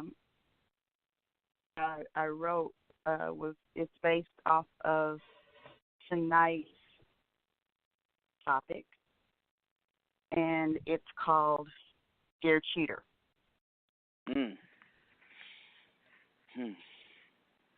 I cannot undo what I've done. I can't sing an unsung song. The saddest thing about my regret is I can't forgive me and you can't forget. Standing in the mirror inspecting every inch, can't seem to find anything you like. With one betrayal, I caught a horrible fight. Today, I realized how empty I feel giving you my world. You promised me that day things would not. You promised me that day things were not as I thought. But the damage is done. Your cheating has won. Beating me up on a daily, I can't contend with the world within me. Knowing I have to stand the consequences, mistrust, planet. Now my words sting every time I ring, cheater and liar. You mean the world to me. I need to have faith in you. Memories in my mind I can't erase. Your actions have brought me sadness. My heart needs more time to accept all this madness. You hurt me. Struggling to forget, most importantly, needing to forgive. Blinded by fear, drowning to get out. Here I go again, hoping this time is different. That's my piece. Whew, that last line. That last line. That last line. Here I go again, hoping this time is different. Yep. That was it. That was the whole piece. Because I've been there, done that. Bought the T-shirt. That's the kind of things. That line is what make people afraid to move forward, and they stay stuck.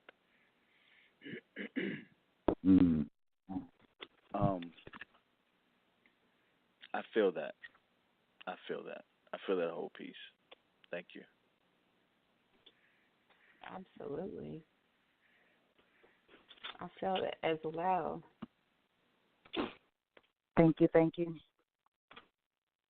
Kind of like that Rod Stewart song where he sits there and talks about many times he thought to leave, but I bite my lip and turn around because you're the warmest thing I ever found. Wow. That's how it works. They get in your heart, man. It'll blind you. Yep.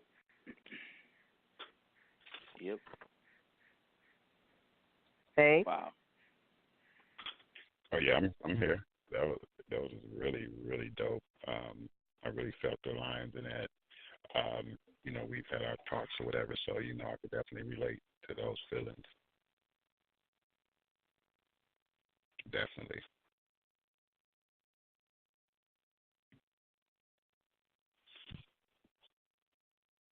That line, that definitely nailed it. Yeah, definitely. Yeah. For sure.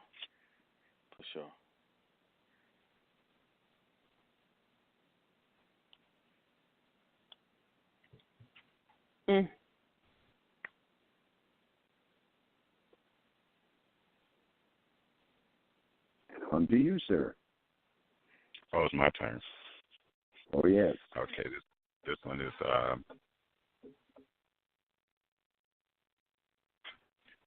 called The Way My Ink Shoots. I heard about this old pen trying to infringe. Got sent away sad. Mad cause his ink only blots trying to sneak in the back of our pad and rewrite what y'all had. My ink shoots. His only spills like an old rusted pipe when it bursts. It's only that he had you first that made you think he quenched your thirst. I don't know his worth, but I can guarantee you this. His best penning does not compare to my worst. I just sit back and relax and enjoy the writing on the wall and the painting the picture. Your oil colors ran, your pen in different hands. You fucked up your chance with her. Now my instruments rest at her desk, standing erect and in his own space. And yes, she has my pen in check. No search for the next. I wouldn't trade my iPad for some ratchet etch-a-sketch. The cadence we set lets her curve that stress. Cause she depends on my pen. She knows in the end I keep her writing her best. And yes, she's living her best life. Ain't trying to fuck with you, nigga. So while you secretly sweat her, we're writing our life out together. I keep a full cartridge in her, and her finger stays on my trigger. Bucking at your sport coat, putting holes in your corny jokes, leaving you bitter cause you found a real hitter. The length of my pen and my girth makes her choice.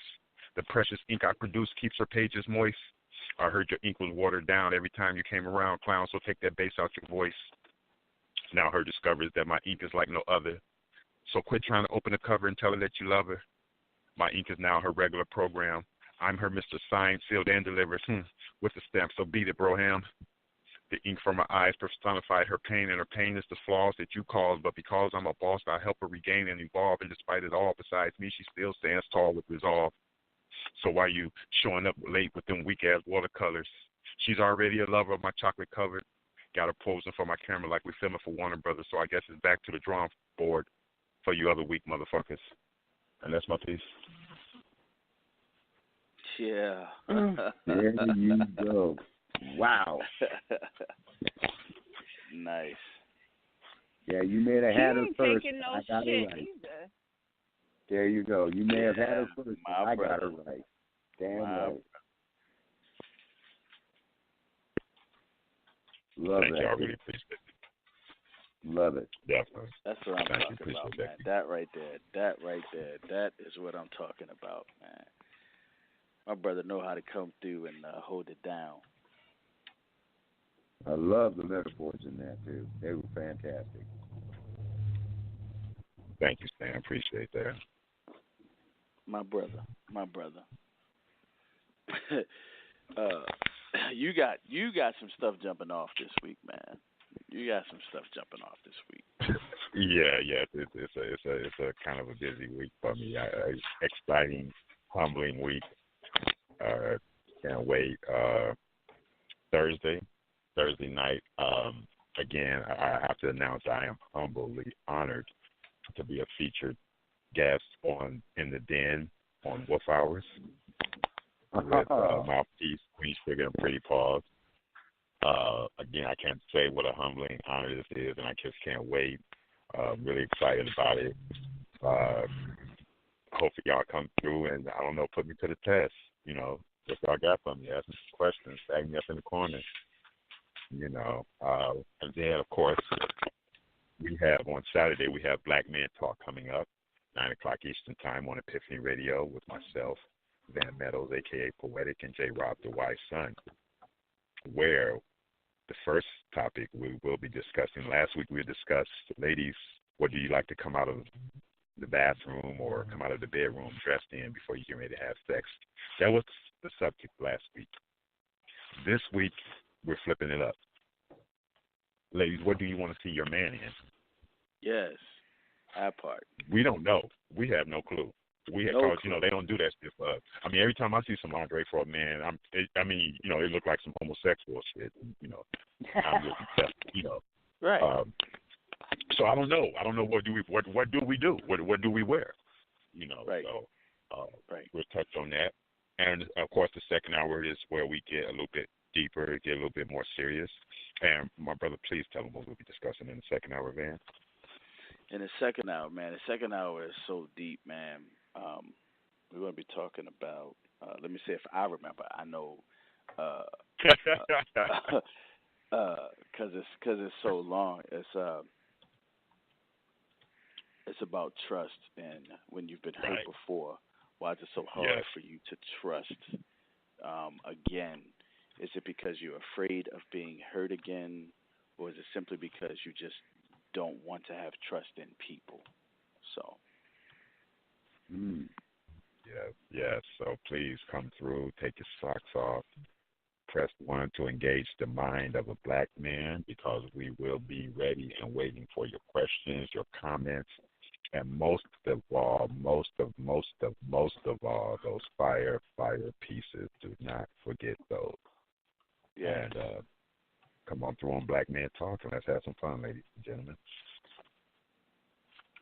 Black Men Talk. Now, Aziz, we got we got to put this disclaimer out there. Okay. For all intents purposes, Stan is a black man. I don't know what pictures y'all see floating around of this white guy with this beard.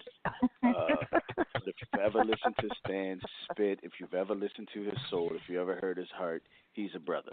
There you go, Stan. I got you covered. Thank you, man. I do appreciate it. Even if he wasn't, we was claiming you anyway. That's right. That's right. So we was claiming we wasn't giving you back. Nah, they can't have you. It works for me too. Can't have you. You too valuable to us. Here. No, you're too valuable to us. You're not going back. You're too valuable here to us. No, sir. That's well, I heard that once you go black, you're gonna need a wheelchair. Don't go back. Oh, no, go ahead. You never go back. Yeah, I think you said it. You never go back. Oh man. Murder, you cross that line too, so it doesn't matter. What'd you say? Do what? Murder, you cross that line too. We don't consider you one of those either. You're like you're an albino. Yeah, I know. Oh, murder. Yeah, murder. She's an albino. Yeah. Oh yeah. Oh, murder already know. We couldn't even send her back if we tried to. Look, I tried. They sent me back. They say we don't want your ass no more. Y'all think I'm being funny. I'm not even being funny.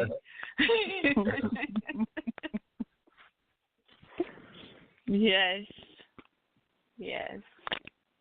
It is a phenomenal stuff, guys. Absolutely. This show has been so much fun. Y'all bringing some real shit. Y'all hitting some people where it hurt. I just want y'all to know y'all hitting home. Especially Metaphoria's ass. He came in here hitting some people where it hurt. I mean, his ass be funny, but just the one thing about comedy, there's always truth in it. So he may have been coming here with the jokes, but he was hitting some people with some real shit. You know Absolutely. Yeah, but I like his style of doing it because you know what? That truth don't hurt so much when there's a little bit of a laugh behind it. Right. Take a little bit of the cut off. That's true. Well, thank you guys for coming through. I appreciate it. We appreciate it. For sure. Every week. Guys. Shout out to all the callers that's been calling in. Phenomenal pieces I've heard so far today. Chanel, Metaphoria, Mama O. Man, you came through so far. I've been laying it down, so I really appreciate that. And I'm going to take her on out here. Y'all got a champagne room, right? No, we'll talk about that. Anyway, I'm going to take her on. All right, brother. After tonight, I don't know if champagne going to hit it. I think we're going to need some you might need that hard stuff. You might need that hard stuff. I got some Hennessy back there. I got some Hennessy and some tequila and some Ciroc. Right, I don't know if tequila, y'all tried that new You sound like Jack you having Daniels. a party. Yes, the new Jack Daniels with the honey in it. I don't know if y'all tried that, but whew. Sound like you tried now. We're going to go out and do our thing. Listen to the rest of the show. Again, thank you guys for having us. Oh, it's a pleasure. Not a problem. Pleasure as always. Yes, sir. Yes, sir. My queen, did you want to say something before we leave? Thank you guys for having us. Enjoying the show. Go listen to some more. Absolutely. All right. Well, it looks like we're getting a lot more callers in, so we're just going to go on to the next, okay? Works for me. How'd you use that line? I don't know. One love, one mic, guys. One love, one I don't life. know where I heard that from. Van. Yes, ma'am. Say hello. Hello. Hi. Oh, Lotus. Hi. Good. How are you? I'm good, King. Hi, Murder, She Wrote. Hi, baby love. How are you? I'm good, baby love. How are you? Like, this show is on and popping, and we have so many callers on the line. I see you guys. I'm getting to you guys as fast as I can. Hi, Stan. Good evening, lady. It's grand to have you here with us. Thank you. So, how's your day been? My day is good. You are all out the bag this evening, ma'am. Now, we've already had, like, previous conversations, but you were bringing all the stops out, and I'm here for all of it. I told y'all Murder was coming out for this one, okay? Got my little attitude on. So, but you know, so I know you got something. Well, first of all, open relationship. Yes. Your opinion, please. I'm not opposed to it, but I know it's not my preferred cup of tea. I like my tea spiked. I can do that myself. So no. There you go. Absolutely. Absolutely. I got people texting me too. So, what piece do you have? So this piece is called Your Worst Nightmare, and it is a letter, not even a letter. It was a poem that I wrote about my previous relationship. Well, not even relationship. I consider it an experiment. Fully disclosed, anything that does not last over 6 months is considered an experiment that went horribly wrong, so I don't conclude it. But I digress. This was a poem that I wrote after I found out that he cheated on me with his ex-wife and did not tell me for 2 months. Lord. What the shenanigans? What? Yeah. Listen. You heard my piece. You heard my piece? Ain't no way in hell. I'm sorry. I'm sorry. Go ahead. I apologize. That just struck me. Down, Simba. Yeah, I'm good.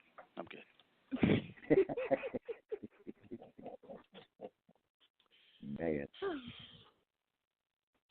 The truth that I tell you are the lies that I tell myself. It makes my mind go numb, my spirit obsolete, and my emotions at a standstill. I'll tell you the truth, but I'll lie to myself because it's easier to feel nothing at all. Leaving the pieces of false dreams where they lie and picking up the most shattered ones that are at my disposal. My truth is that I loved you. I loved you so much that if the world decided to crumble today like crumbled up paper, the last words ever written with my lips would be that I found you just enough time to say goodbye. And while I loved you deeply, I also hated you because for 365 days you made a fool of me, thinking that I didn't have a clue of what you were doing, only to find out that I knew exactly what you were doing. I just chose to go along with it. So I guess in reality, I can't hate you entirely. I hate myself for allowing myself to stoop that low, ear to the ground, listening to the ones that I despise laughing at me, only to realize that as they were laughing, they were also dying. Because you see, I am always 2 steps ahead. You see, you made a fool of me, but you played yourself. Because now I get to haunt you for the rest of your life. When you wake, I'll be sitting right there on the edge of your bed. When you speak, my name will be the only words your tongue can form. Know that when you look into the mirror, my face will always be your reflection. When you feel that breeze so deeply rooted in your veins, know that it is me living within you as you so deeply wish by default. Because it's like the old saying goes, not even death can keep us apart. In peace. Ooh. There you go. I love that. I love that. You said not even death can keep us apart. Oh my Jesus. Yeah. Wow. There you go. Hey, yeah, and besides, like you said, going back to the ex, going back to something that didn't work to begin with. Right. Really. Right. No way in it. Ooh. I'm a chill. I'm going to chill. I'm going to chill. Stan, you're about to make the full Wolverine come about me. Well, we may need it with Murder, She Wrote on the Rampage. Listen, I'm completely okay with all of that. Okay. All right. Hey. I can't be nice and sweet all the time. I be trying to tell folks we can't be sweet and cute all the time. Sometimes we just gotta let the little lion out every now and then. No, I can be cute all the time. I just can't. I don't like being cute.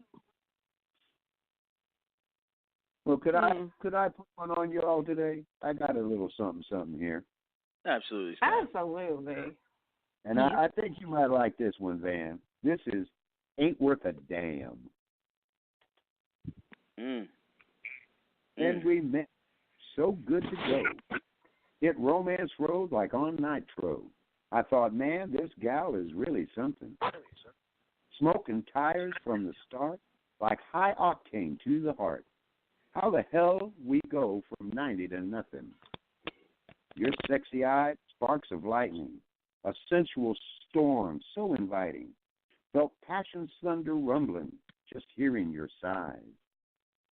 Now in the cold rain of my heart's pain, I only see that spark again when your eyes flash it at some other guys. You're lying and you're trifling, all sass with no class. Had all of this I can stand. Like a beauty mark on a wild boar's ass. Your lovin' ain't worth a damn. So, this is what I get. Gut in knots, heart full of regret for giving you my love and trust. When I get home, you're on the run. Our bed looks all undone, and that damn room don't smell like us. You done told too many lies, been with damn too many guys. I'm through with you treating me so cruel. All your sweet talk and your pleading, tell it to my ass while I'm leaving. I'm done, already gone. Now who's a fool? You're lying and you're trifling, all sass with no class. At all of this I can stand.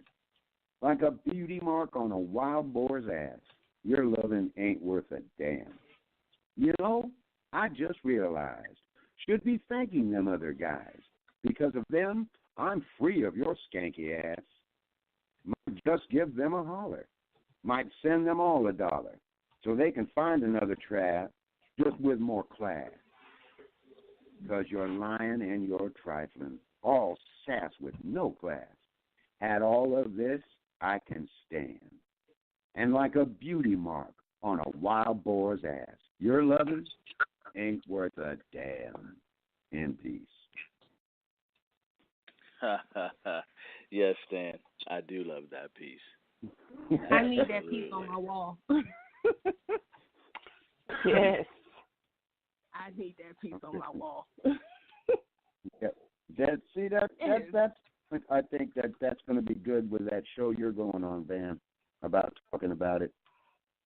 Men do have those emotions. We don't show them, but when they hit like a damn freight train. They hit just as hard and just as deep. And I know we've all been taught, you got to suck it up, you got to be strong. You know what? The heart still hurts. That's it all does. Yep. Okay, girlie, I'm going to go on to Mr. Boston now, but thank you so much for calling in. You know thank I you love guys for having me. Thank you. Not a problem. Love you too. All right. Okay, so Mr. Boston's about to come on. We got Mojave. We got 540 calling in, a 954 calling in, and then the rest of them there is I think CEO calling in again with all them ones. But he don't have his hand up. So we have several more callers. I do see everybody. We are getting to you. So I'm trying to get in as quick as we can. So, Mr. Boston. Oh, wait. What's happening, baby? What's up, man? What's going on, Mr. B? My brother, man, you know, my brother in ink. Chilling, man. You know, coming off that birthday, man. You know what I'm saying. Happy belated birthday, brother. I hope it was good to you. Oh yeah, Rebecca, baby. I made his birthday. Well, where's my kiss and gifts?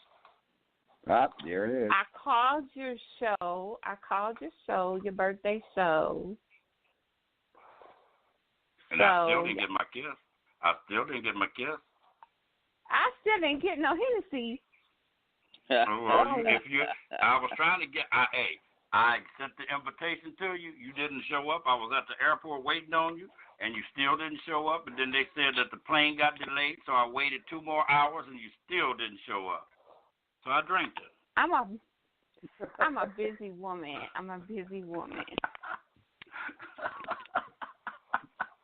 You should have made some minutes and seconds in between that busyness, and then you would have been busy. I know. So what you got for us tonight? Well, let me see. Y'all talking about cheating and open relationships and all of that stuff, you know. Open relationships? Nah, ain't me. No. Problems, issues, no, that ain't me. But let me just say this. All happy relationships, I say they're the same, but each unhappy relationship is unique in its own way. Let me see. I don't think the question of fidelity, cheating, or why some people choose to remain faithful to others and others do not. That's a fairly straightforward question with an answer. The fact of the matter is that people who cheat or get caught cheating don't be logical about it. You know, they get mad, start throwing shit all over the place. They get sad and hurt because they can't look at the situation reasonably. You know what I'm saying? And they see the goddamn warning signs miles and miles away. You know what I'm saying? But the reality of it is this. Human beings have a natural desire for, should we say, self-gratification. And we all have this natural desire for intimacy, to be loved by somebody else.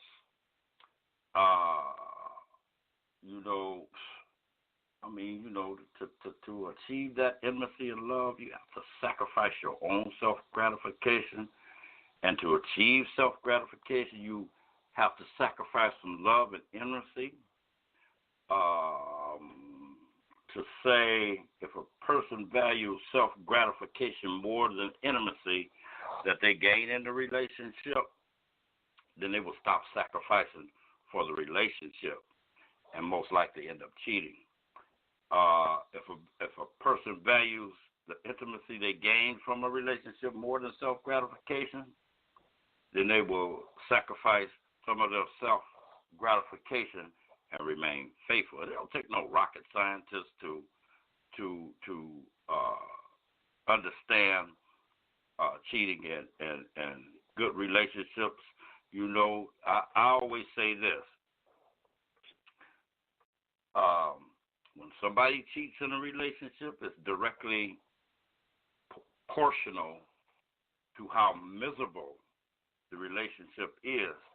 and to understand it just a tiny bit better, there's two patterns that usually end up with somebody cheating or stepping out on somebody, and both involve poor boundaries.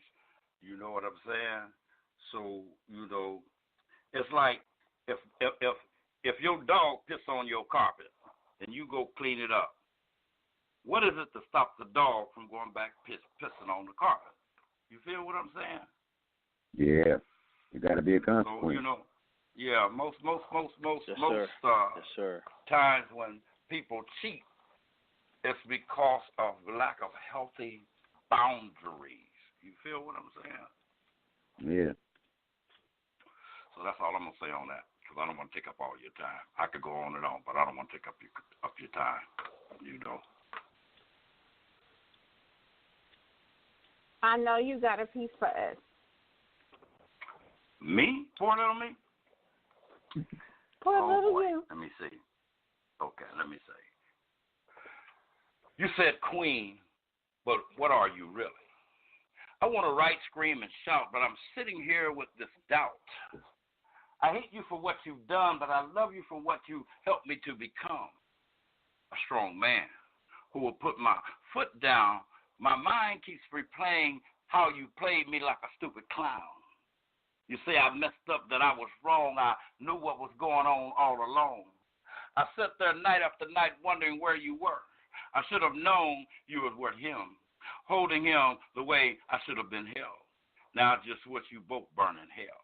I should have seen the emptiness in your eyes, but like an idiot, I kept believing your stupid lies. You scared me for life. How could you do this to your husband? Because you my wife. A man who gave you everything, but you just went out and sold our wedding ring. I see how much up to you this marriage was worth, that you just throw me in the dirt for the next man. I won't be able to open my heart. It doesn't matter how long we've been apart. The way I loved you, I will never love you again. You feel me again? Never again. I still ask myself, why did this have to end? I tried to understand why you had lied, but the truth is I did nothing wrong. I was the best I could be all alone. If you want to cheat on someone, then I'm happy to see you go. What irritated me the most in this entire situation was the fact that I wasn't feeling humiliated or annoyed or even fooled. Betrayal was what I felt, my trust broken. I was in love with you, someone I once believed a true friend. You're going to be too blind to see he's going to do you what you did to me. Such silence has an actual sound, the sound of disappearance. So-called queen, pack your shit and leave. And that's Mr. Boston from DSR.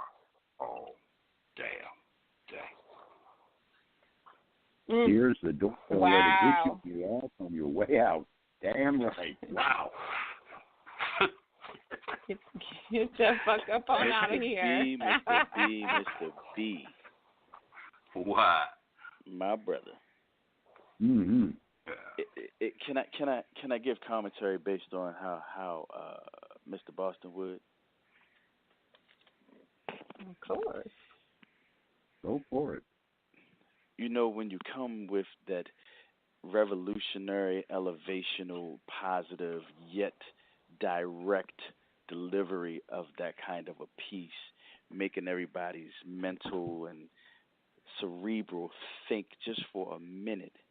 If it was more than just ink, what if it was real? What if you just stood back and just opened up the pages of your book, of your mind, and realized what was happening to you in that very moment?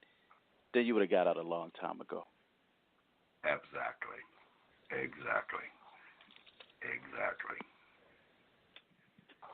You're starting to rub off, bro. You're starting to rub off. There you go. There you go.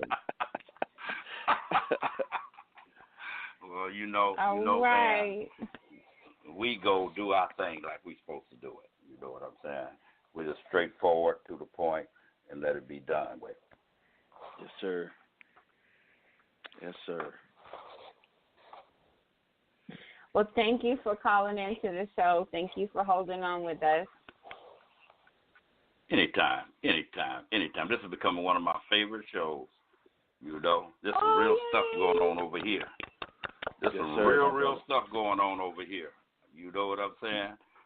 So, That's it. I love coming over here. Always a We love having you. Indeed. I love coming. Yes, sir. All right. Next time, hey, Van, she don't know next week when you have this show, Rebecca, I'm coming for you. Aha. I'm coming. I'm coming with a shotgun, machine gun, Tommy gun, 50 caliber, AK. I'm coming. And I'm having my jets on standby. Uh-oh. So you better be ready. Why you brought that up real quick, next week we are going to be talking about, hold on, I'm trying to find it. Yes. Today was cheating. Next week is going to be about fear and paranoia. Ooh-wee. Yes. Fear and paranoia next week. So I know you have a lot to say about that. So I can't wait to talk to you next week. Oh, most definitely. All right. Mm-hmm. All right, baby girl. Van, my brother. All right, Mr. B, my brother. All my people out there, one love, one mic. I'll see y'all next week. One love. All right. All right. Man, that's my brother there. That's my brother right there, man. This has been an incredible evening so far. Wow. It's been a wonderful show. I'm honored to be here, enjoying all the poets and just the realness of the topic, which is so far I haven't heard anybody that's been for open relationships other than Mr. Metaphoria. Yeah. Well, let's see what Mojave has to say about it. Aha. You really want to know my opinion? Yes, of course. Yes, I do. Yes, my brother. Okay, listen. Everything is not for everyone. So, I will tell you that choice is the key to whatever somebody decides to be. And some people can handle an open relationship, and some people cannot. I, for one, will tell you do whatever makes you happy. Just be prepared for the consequences that arise from you taking the choice that you make. Whatever you choose is whatever it will be. Now, if someone that you've been in a relationship with consistently over some time comes and says that they want to be an open relationship, you have a couple ways to look at it. You can look at it to say, well, at least they respect me enough to tell me. They still want to be with me, but they need something else different. You can take that, respect it, go to something else. Or or you can look at it and say, well, they're going to leave me. They just want my respect to go screw that other person, and they're just holding on to me because they're not quite sure about what that person is. Either which way you're doing it, it all depends. If you're looking towards matrimony, it's a bad thing. If you're free and you're single and you want to partner up, you've been in an open relationship anyway. So really the choice is your choice. Now, I'm not saying I'm pro, but I'm not saying against, but I want to just label this persuasive argument as to say it's whatever you choose it to be. And 9 times out of 10, if you were more in open relationships and you actually told the other person exactly what your intentions are, they might be okay with it. Or as someone said to me today, which I thought was very slick, if a man or a woman tells you that they're in a situation, you're probably their next situation. So, wow, take that with a grain of salt or roll it up and smoke it, whichever you want to do. We'll go from there. Well, I like the fact that you did say that in an open relationship, if that's the way you're planning to go, as long as you're willing to accept the consequences. Right. Because the other party can always say, not for me. I mean, it's a choice. But most people don't even understand that they're in an open relationship. They just haven't found out yet. Anyway, now I'm being a dick. Being a dick. Oh my God. That's all it is. Nobody was being a dick, so I had to take that role. You know, I know Dave does his thing. I just do it from a more intellectual standpoint and not as funny. You know, I'm not as crazy as that dude, but love him to death though. But other than that, you know, my brother. But think of how much, like, honestly, right? People talk about open relationships and stuff like that. You might as well talk about polygamy. You might as well talk about True. Seriously, that's one of those things you have to look to. True. You got to look at. You can't just look at the tree and not look at the fruit of the tree. You got to look at everything. Got to look at everything. So, you got to look at everything. So some people don't admit like that the open relationship is a natural thing. They'll be with 2 or 3 partners and they just want to admit it. But if they were honest with everybody, who would really be against that? You know, because polygamy is just like that. It's like an open relationship, but it's closed in. You know, Mojave, I still stand by my statement, brother. In a polygamy relationship, y'all are agreeing to be in a committed relationship between the 3 of you. And, I can't deal with just one, man. I deal with 2. Listen, let me intersect that. Right, you will have people who are thruples. You will have people who are thruples that will be in multiple relationships with that, and then they will add people on as they go, and they'll be between all these different people. And the only thing that exists between them is communication. So, I mean, like, you can actually see that. Like, you know, there's actually a meme that's out there with some dude that's got 2 twin sisters pregnant at the same time. And I saw that. Yeah, but this is not the first time. Yeah, but this is not the first time. There's actually these 2 twins from Australia that also share the same boyfriend. Wow. Not uncommon, but happens. Wow. But sometimes, you know what? Think about this, right? When we think about from a different perspective, and I'm not saying that I'm promoting this because it's not something I'm promoting, because I believe if you're going to get married, you get married, you know, like, but I also believe you're single until you get married. So I do believe in that too. However, imagine if people actually have the communication that they need to have in order for the relationships to figure those things out. And literally some people, they just don't talk. You know, they just don't talk. They just, I'm going to keep this to myself and create a situation, and then when it goes wrong, goes awry, it's terrible. You know, and some people aren't brave enough to actually speak to what their heart really needs. So they end up being in an open relationship or anything else. Yeah? And that's where it really does come down to. You've got to be honest, not just with them, but with yourself. This is true. But you know what the funny thing is? There are more women making more choices that sound like Summer Walker's song, Girls Need Love Too. They like dick with no complications. That's real business. That's actually real. That's actually people who make choices. And honestly, the way society is setting itself up, we don't understand that actually when you're honest and you actually give your partner the choice, you can decide whether you're being jealous. It's, you know, it's like pimp game. You know, don't be mad. You know, your chick chose me. Most of the people don't understand. Even in a dom sub relationship, the sub has all the power. So it's just a question of what people choose and how they communicate that makes the difference. But I think it also that right there, ladies and gentlemen, that right there is why we have trust issues in the world. Thank you, Mojave, for making that plain. Yeah, I'm sorry. Forgive me. Honest about who they are. No, you're good, brother. You're good. I can only speak from my experience. Then again, I'm not promoting it. I will tell you, but honestly, you know, that's people don't understand. If you say it, that's what it is.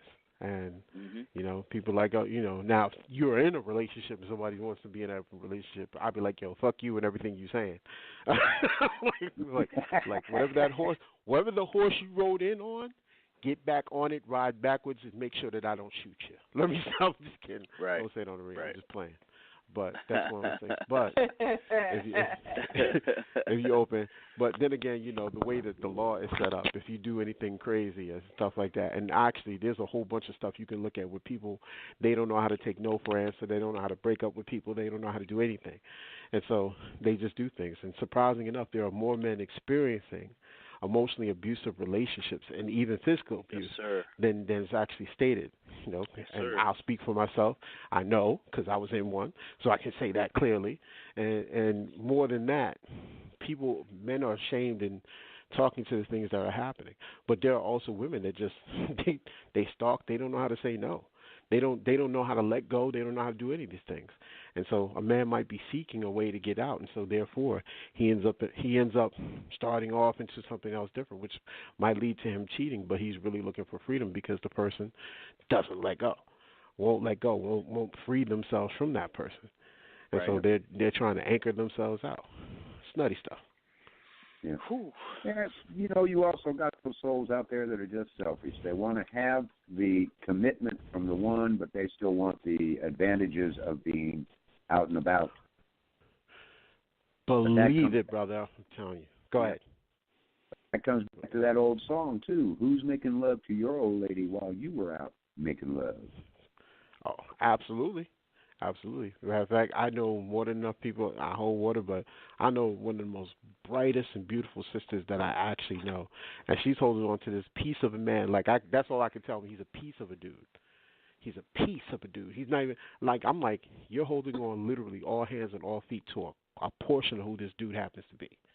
And you're giving everything you have, and this dude every 5 minutes he's like, well, you're not here, so I'm gonna go cheat. Well, I'm gonna go do this. You're not around. I'm gonna go do this. Yeah, it's all about him. Yeah, and so he's the consummate like there's dudes who just got the game all effed up, and he's one of those dudes. And the thing is that's crazy about it is like he just doesn't care. And I'm like he just does. And I had to tell her, I was like, he doesn't care. Like the only reason why he's holding on to you because you represent financial security for him. That's about it. No more, no less. Absolutely. I had to learn that one the hard way. Hey, you know what? Forgive me, Mojave. Happy birthday, brother. Hey, thank you. I appreciate that. I appreciate that. Hit me with the birthday thing right now. Absolutely. You share the same birthday with my sister, so. Oh, snap. Oh, she's dope then. Yeah. She's dope. You Tauruses. She feisty as hell, though, I can tell. She feisty. Oh, man, what? Yes. Yeah. Yes. Well, you cross her, even if you say hi the wrong way. I'm punching your eye. Oh, man. And then you know what she say? I dare you. I got 6 brothers. I dare you. A great lady friend of mine who is also... That's funny, because I got 6 brothers, too. Oh, God. I got 6 brothers, too. No, That's no, my hands are sufficient. I'm good with it. I'm good with my hands. I tell people, I'll be like, oh, you box? I'll be like, the floor don't box back. So trust me, we going to the floor, brother. We gonna jujitsu this out. We gonna real quick. Let them know. Oh my God. We gonna grapple because all fights go to the floor anyway. I'm like, they go to the floor all the time. I said, listen. That's why I be worried about certain people. Like if they stand a certain way, I be like, listen, this is not gonna be good. Like this is not gonna be good. Whoa. Like, you got to stand. It's not gonna be good. It was like I got hands. You like, when people got hands, they be making sounds when they throw punches. And be like, yeah, I'm gonna kill you. Let me stop. Anyway, that's not what we called to talk about. But I don't want to hold everybody up because I know people's having a good time and stuff like that. I had to represent a different avenue and perspective. Be a professional contrarian on this particular topic. Not something I usually agree with, but But That's since we're talking about cheating and we're talking about relationships and we're talking about poems, I'm going to do this poem I've done before. I don't know if you guys have heard it, but I'm going to do it again. I'd like to hear it. Here it go. Y'all ready? We're ready. All right. Indeed. Let's go. All right. This is called I Will Save Myself in 10 parts. All right? I thought that I would miss you. Then I realized there was nothing to miss. Emotional confusion, lack of combustion passion. You only made love when you needed something. I was not what you wanted. I'm clear. What else can you tell a woman who spends her time pining for a father that will never be one? What else can you tell a woman that loves only that which hates her, uses her, despises her, yet her heart like a 24-hour convenience store stays open no matter how many robberies take place? I wondered what it was that made me love broken, love hurt, love hate, Love surreptitiously, stating that was all you wanted. No one complained if you nurse an ass back to help and it bites you. Things ceremoniously pumping venom into your veins and says, you knew I was an ass. What else did you expect? Cycles, Zoloft, bad decisions, and sex is all we were. I realized that you were poison ivy. The flu, a 17-year-old bug that had me expelling all that I had inside from both ends, gangrene from a wound I refused to treat. I played the world's smallest violin in telling all how much I was hurt, then realized I did it to myself. 2. Crack would have had a better high, cocaine a better dope, weed a better smoke, heroin a better poke. It would have been a better way to let my heart die. 3. I decided that my best friend was stupidity, who fucked my emotions with no condom. I had pregnant expectations of a good relationship, yet was developmentally delayed. Birth that could not breathe without life support, and she pulled the plug. 4. Deception is the act of fooling someone for your benefit to conceal your real intentions for your benefit. But how do you fool your damn self? 5. I gave you credit. I caped. No S on my chest. I tried to save this, you, me, and realized that kryptonite is a woman wet who carries love like a knife and slits your throat soon after orgasm. 6. You say that I dwell in the past and I am H.G. Wells. These photos are my time machine and I cannot remember a time when love flowed like wine on a spring day. 7. When loving a liar, remember, they can look you in your eyes and say that you are my one, and in that breath tell you why you are inadequate, and spill syruply sweet into the ear of another, then tell you with a straight face, I've never, I wouldn't, we're just friends. That's my cousin. We didn't get that far. See, what happened was, I was thinking of you the whole entire time. Forgive me. 8. How can you love someone who will only love you if you hate them? 9. You will measure your days by the lack of crazy in it. You will lay with someone who loves you completely and unconditionally, and you will wake up in a cold sweat, waiting for the bomb to go off. 10. I decided that I've worn your stench long enough. I am cleansing my body of the scratches from my back, removing the bites that bled me of my self-esteem, bandaging my arms from holding you, even when you were beating my heart, my hands from holding hands as the razors cut me slow and deep and stole the strength of me from the eyes of my children, my legs that were tired, worn, beaten from walking, running to and from you, and the belief that you would always change. I will save myself. In peace. Bravo. Wonderful. Whoa. Absolutely. Thank you so much for coming to the show and for giving us that piece, Mojave. We really appreciate it. You're welcome. Thank you for having me. No problem. You're always welcome here. Absolutely. Thank you. I'll get my two-step together. All right, y'all gonna put me onto the couch. Listen. Y'all need to get y'all two-step together. I know. Murder She Wrote. I know what the situation is. Van, you get your two-step together. You know when I tell you get your two-step together, get your two-step together. And trust me, Stan, if you want to come get your two-step together, come see us and get your two-step together. We're gonna do it bigger. We're gonna do it brighter. And I know this like the back of my hand where we at. It's about to be ugly. Code name Super Ugly. But, Fall into Erotica, October 17th through 20th, 2019, Albany, New York. Come check us out. Erotica Slam. Super Ugly. It's about to go down. Serious business. For real. Sure. For real. Oh, man. Listen, if the baby come early, you just got to do it. I'm just telling you right now, you just got to do it. You just got to do it. I know you're about to get on your glam mob, but I'm just telling you. See, now we know, we can be familiar, we got everybody knows each other. Then it's like, okay, we already made the cake, we got the layer on it, we about to throw the frosting on top of that mug. Oh, it's about to be good. Yes. Just saying. All right. We will see you next week. That you will. Peace out. Okay. Thank you, King. Thank you, my brother. That was excellent. Okay, Stan, for everybody who doesn't know, I haven't really told a whole bunch of people because we, I was trying to wait until, it was time. But my youngest daughter is going to be bringing my first grandbaby in October. Congratulations. Congratulations indeed. Next week, we find out if it's a girl or a boy. So she says it's a girl. I don't know. So I will let y'all know as soon as I know, believe me. But right now, family expanded. I know my 23-year-old son better not call me and tell me, Daddy, you're about to be a grandpa. I'm going to tell him, boy, I'm too young. That's what I said. That's what I said. Nope.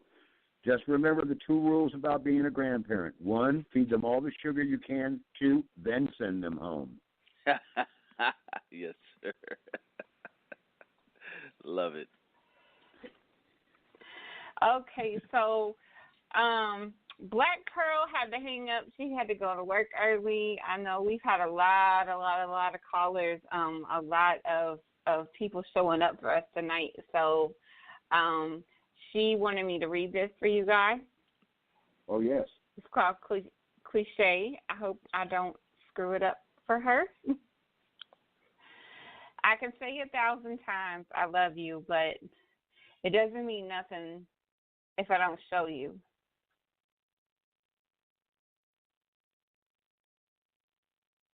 I told you I don't want to mess this up for her. It already started so good, right? I can write you 1,000 songs, but they mean nothing without the music. I can cook you 1,000 meals, but there's no taste without seasoning. Can't fluff you a pillow, then flatten it back out and expect you to be comfortable. Okay, you still don't get it. Let's try some old cliches. Don't bite the hand that feeds you. You may not get hungry again. Don't burn the bridges. You never know when you may need to go back across them. Never do to someone what you don't want them to do to you. If you have them, set them free. If it's meant to happen, they'll come back to you. But all what cost and what will, I want to ask you this question. See, while I was trying to be all you wanted and needed me to be, you couldn't see it because you were too busy looking past me. My best wasn't good enough. It was just all I had to give. We never had an argument, never fussed or fight. That's how I chose to live our life, to love our life. So I will walk in silence, letting you be the you. The thing about silence is everything comes through. So clear you hear it all too. I learned there's a time and a place for everything and a reason for the movement of the people in your life, both kings and queens. I chase no one. Give people their space. Whatever is done behind my back always makes it to my face. I'm not bitter. Don't get mad. I enjoyed the fun we had. I know everything comes to an end. It's how it ends, is the question. Can we do it like adults with honesty and remain friends, or like you choose to and lie even when presented with the truth? Let's not pretend. One more for you, my friend. You don't miss your water till your well runs dry. It's not so long. It really is goodbye.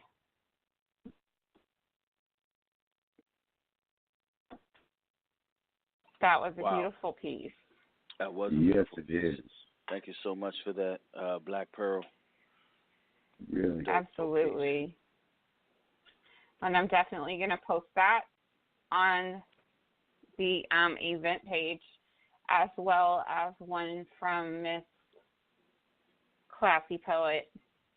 She had to leave as well. Hers was called Conversations. Why are you whispering? Who are you talking to? Having conversations in silence, that's evidence. You caught up in the indecent. What is that scent I smell on you? Where have you been? I've smelled that scent before. Is that Versace blue? Who gave that shit to you? It's not your birthday nor our anniversary. That cologne didn't come from me. Give me the damn phone. Hello? Yeah, it's me, the wife. Don't lose your voice now. Start talking, trick. Speaker.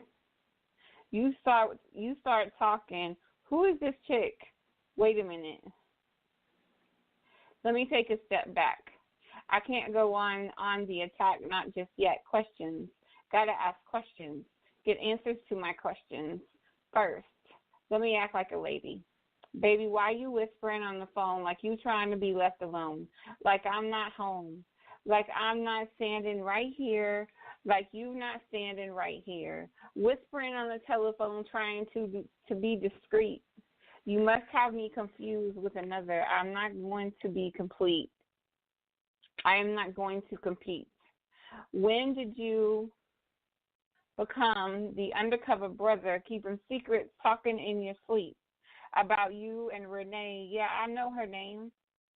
Doing a late night creep. Then in your dreams, it's her name you scream, awakening me. Still, I got nothing to say. Who you trying to play? What all of a sudden, words choking up in your throat, your ship sinking, you need help, staying afloat. No can do, there's no rescue here for you. My heart is not a revolving door. You can't come back here no more. Get your shit, leave the key. No need to argue, fuss, or fight. Leave the same way you came in the middle of the night. Nah, you don't need no light. Find your way in the dark.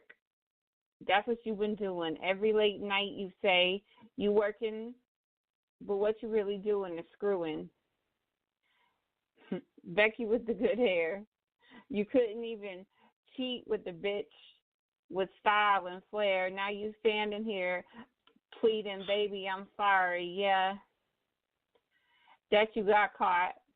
Not for the pain this brought. You would have to be continued.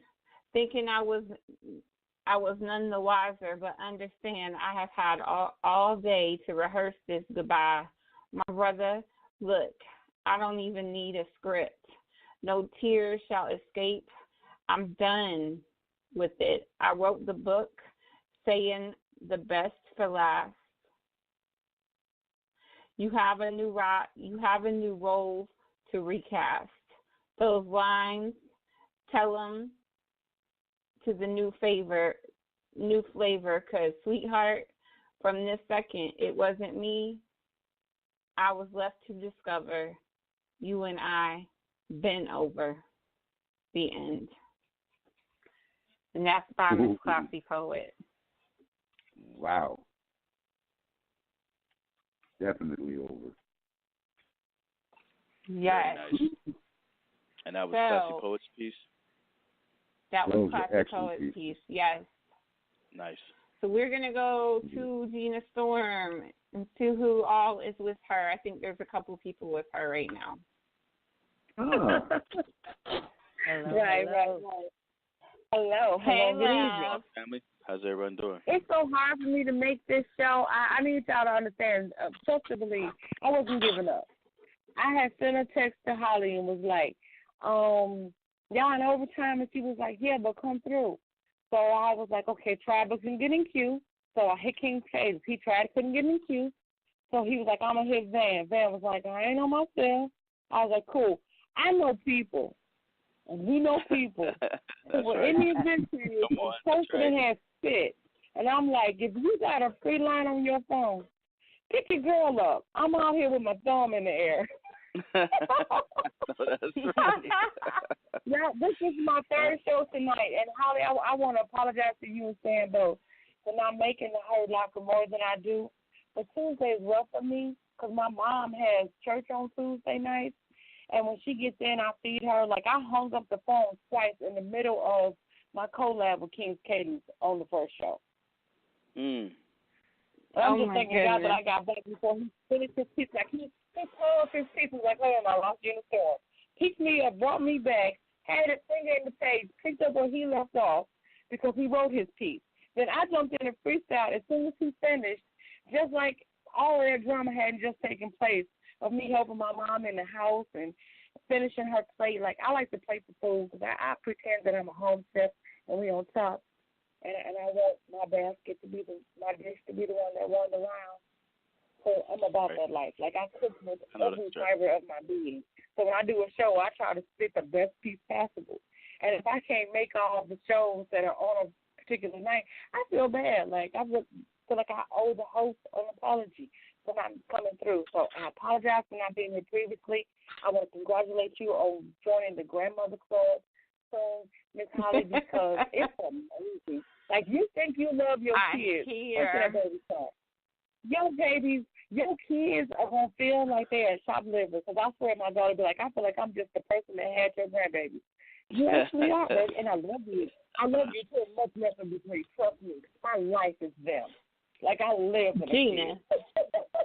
Yes. Look, I have always been an only child. My daddy that raised me, he adopted me. So I said I'm not going to have just one child. I'm going to have two. But when they was born, it was like, who is she?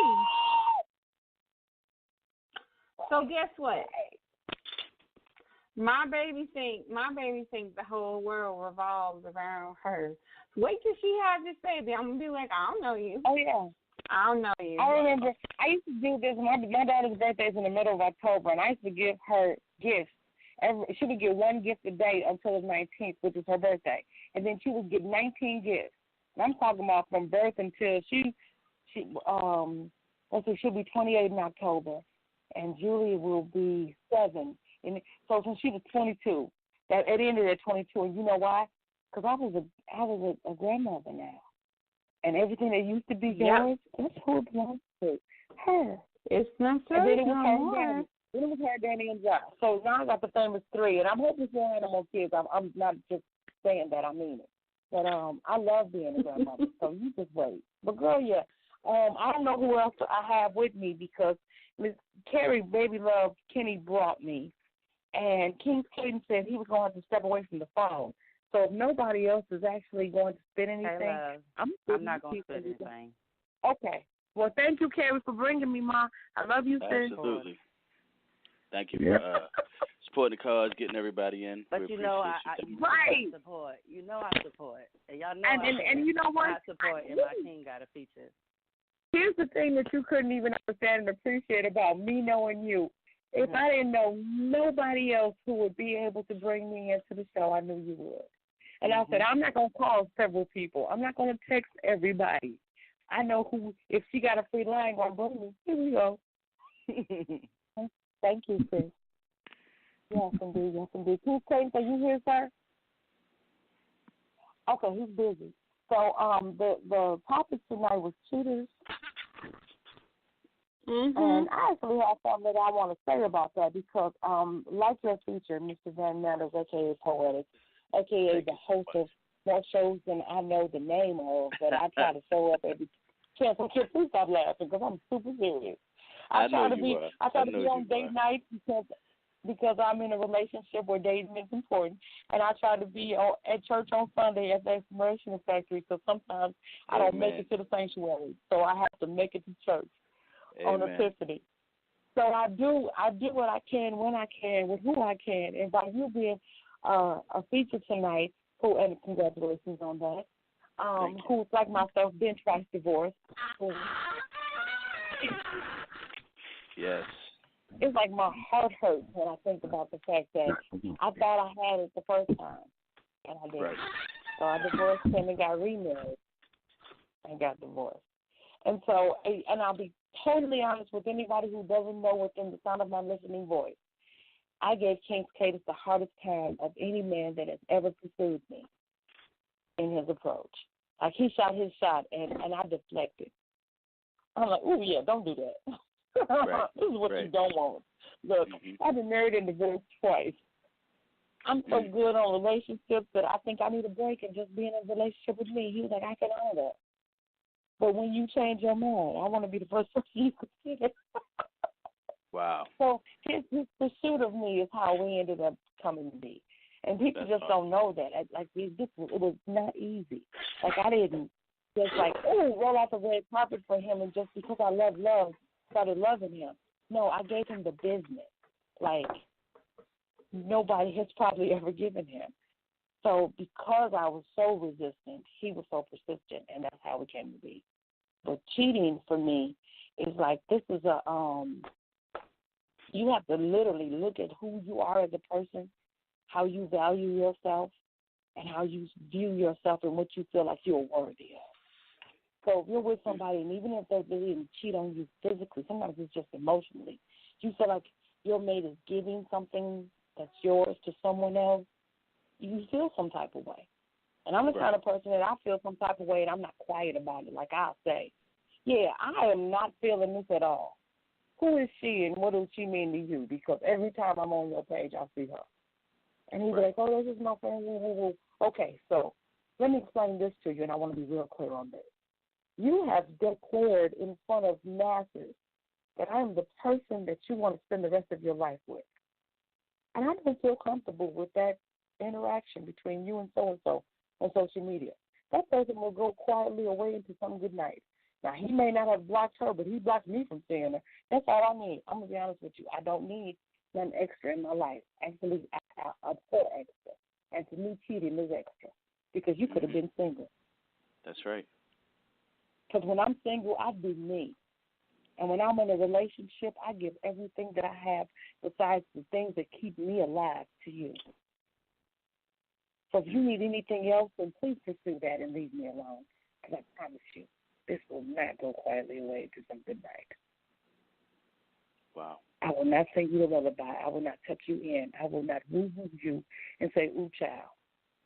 I will massacre you. I will shred your outside and run your entrails around your skeleton frame and make you wish your father and mother had never met. So it's probably not a good thing that you cheat on me. And these are just words, because I'm a phone. I know that's right, Tina Storm. I'm just saying. Because Biblical 1 and Biblical 2 done did a number. Right, Biblical 1 and Biblical 2 did all they could do to me. And I would be thinking, like, when you're a church girl and you find your husband in the sanctuary, you think, oh, going to be blessed. No, it's going to be great. Yes, no, it was not. It was absolutely. Matter of fact, Biblical 1 cheated so much that when he would come home from work, you know what I would say? The person is busy. I can't believe it. This early in the day, you have time for me. Oh, I'm just a wife. This is just a family. Wow. But, hey, we ain't never seen you before it was dark outside. Yeah, but I was really young when I Greetings, everybody. Oh, good. We got King's Katie. I did a whole synopsis, gave my spin on cheating. Congratulated everybody. You know your brother Poetic is being featured, so. What's good, King Cadence, my brother. I gave him a whole nother name. Mr. Mixtape. Oh my goodness, yes. That's a phenomenal work, brother. I'm proud of you, man, and I'm happy for you at the same time. Thanks, man. Thanks. Yes, indeed. You wrote a piece that kind of touches on what happens when you get distracted by what you have at home because you're waiting to see if the grass is greener on the other side, and it never really is. Sometimes that's astroturf. So fake grass and real grass that was grown organically can never stand up to it. Yes. So we'll go ahead and spit the piece real quick. Let's call on what we have. All right. Mike is yours. This is thanks, brother. I hate being the cause of your tears. Misunderstandings seem heavier when I'm not beside you. Pull these things together. I know what a revelation for me to find that with just a little patience, neither of us have to be admitted or be a new mental patient. I know I drive you batty and ape dookie, all of such, just to make it better in all of what. We speak with tongues bladed, hearts guarded, and you know what? I hate it. You see, I understand how this whole thing goes. It's not instant good, gratifying ending. It's not always that cozy thing that you want the poetry show to witness. It's not always love talk, insert freestyle, insert smooth word bending. It's that wanting ability to listen, you see, in my universe. And planet spinning the orbit in the celestial body that I understand you in. We uplift to fight the machine and inspire the dreams. We are two halves of a phenomenal team. I hold you close enough to parse the whole and Lowe's grips. Fixes every single hole and it's been enough. Because this thing is much more than anyone will ever know. What they fail to know are the parts of us that we don't show. See, we've been living our relationship in kind of a fishbowl. So anybody who wants to see what's going on between Cadence or Storm can easily. You don't even have to press your nose up against the glass to look at him or me. We're right here on display. But what y'all fail to realize and need to understand is this ain't for play. I'm not pretending to be the queen that he needed to have. And he's not the last man that I will share a last name with. See, I've been married and divorced twice before, and I can say that so many times that I wish it wasn't the truth, but who's keeping score? See, loved and lost again, but my broken, shattered parts of my heart, I put back together time and time again because nobody loves love like I do. And right now, baby, I just love you. So that time when you got distracted on your way to Grandma's house and you thought that those breadcrumbs that were sprinkled about meant that she was offering you something better than I had to offer, and the only thing she had on the table was that tattered, broken down, not just gently used things down below that she was giving everybody, not just you. That's the funny thing. When you get a woman who is talking about it but not living it, it's just empty words and it doesn't have any meaning. The feeling between you and I is kinetic and electric. We showed your laptop a thing when it sparked and went off the first time I touched your hand and your lips were on me. You understand and appreciate that what we have was destined to be. So cheating is not an option for you or for me. I've been cheated on so many times before that I have poor cheaters and liars, the same score. It's unfortunate. People who don't get it right and think that they have to be with someone and still be looking around, trying on different things and see if it works for them. That new king or queen, that ain't right. When you're in a relationship, you give your everything. And when you're single, you do your own damn thing. We're together because we were meant to be. Peace, Cadence, and I'm Gina Storm. Ladies and gentlemen, that's our piece. Love that piece, you guys. Wow. Fantastic duet. Wow. Definitely a dope piece, for sure. Cadence and Storm, otherwise known as Storm's Cadence. Two of my favorite people, certainly one of my favorite couples. You guys are dynamic together. I've always told you guys that. Thank you so much for that piece and those perspectives. Man. Thank you. Thank you, Sam. Did it again, brother. Yes. And I want to thank you too. I love that part you said about the grass being greener could very well be AstroTurf.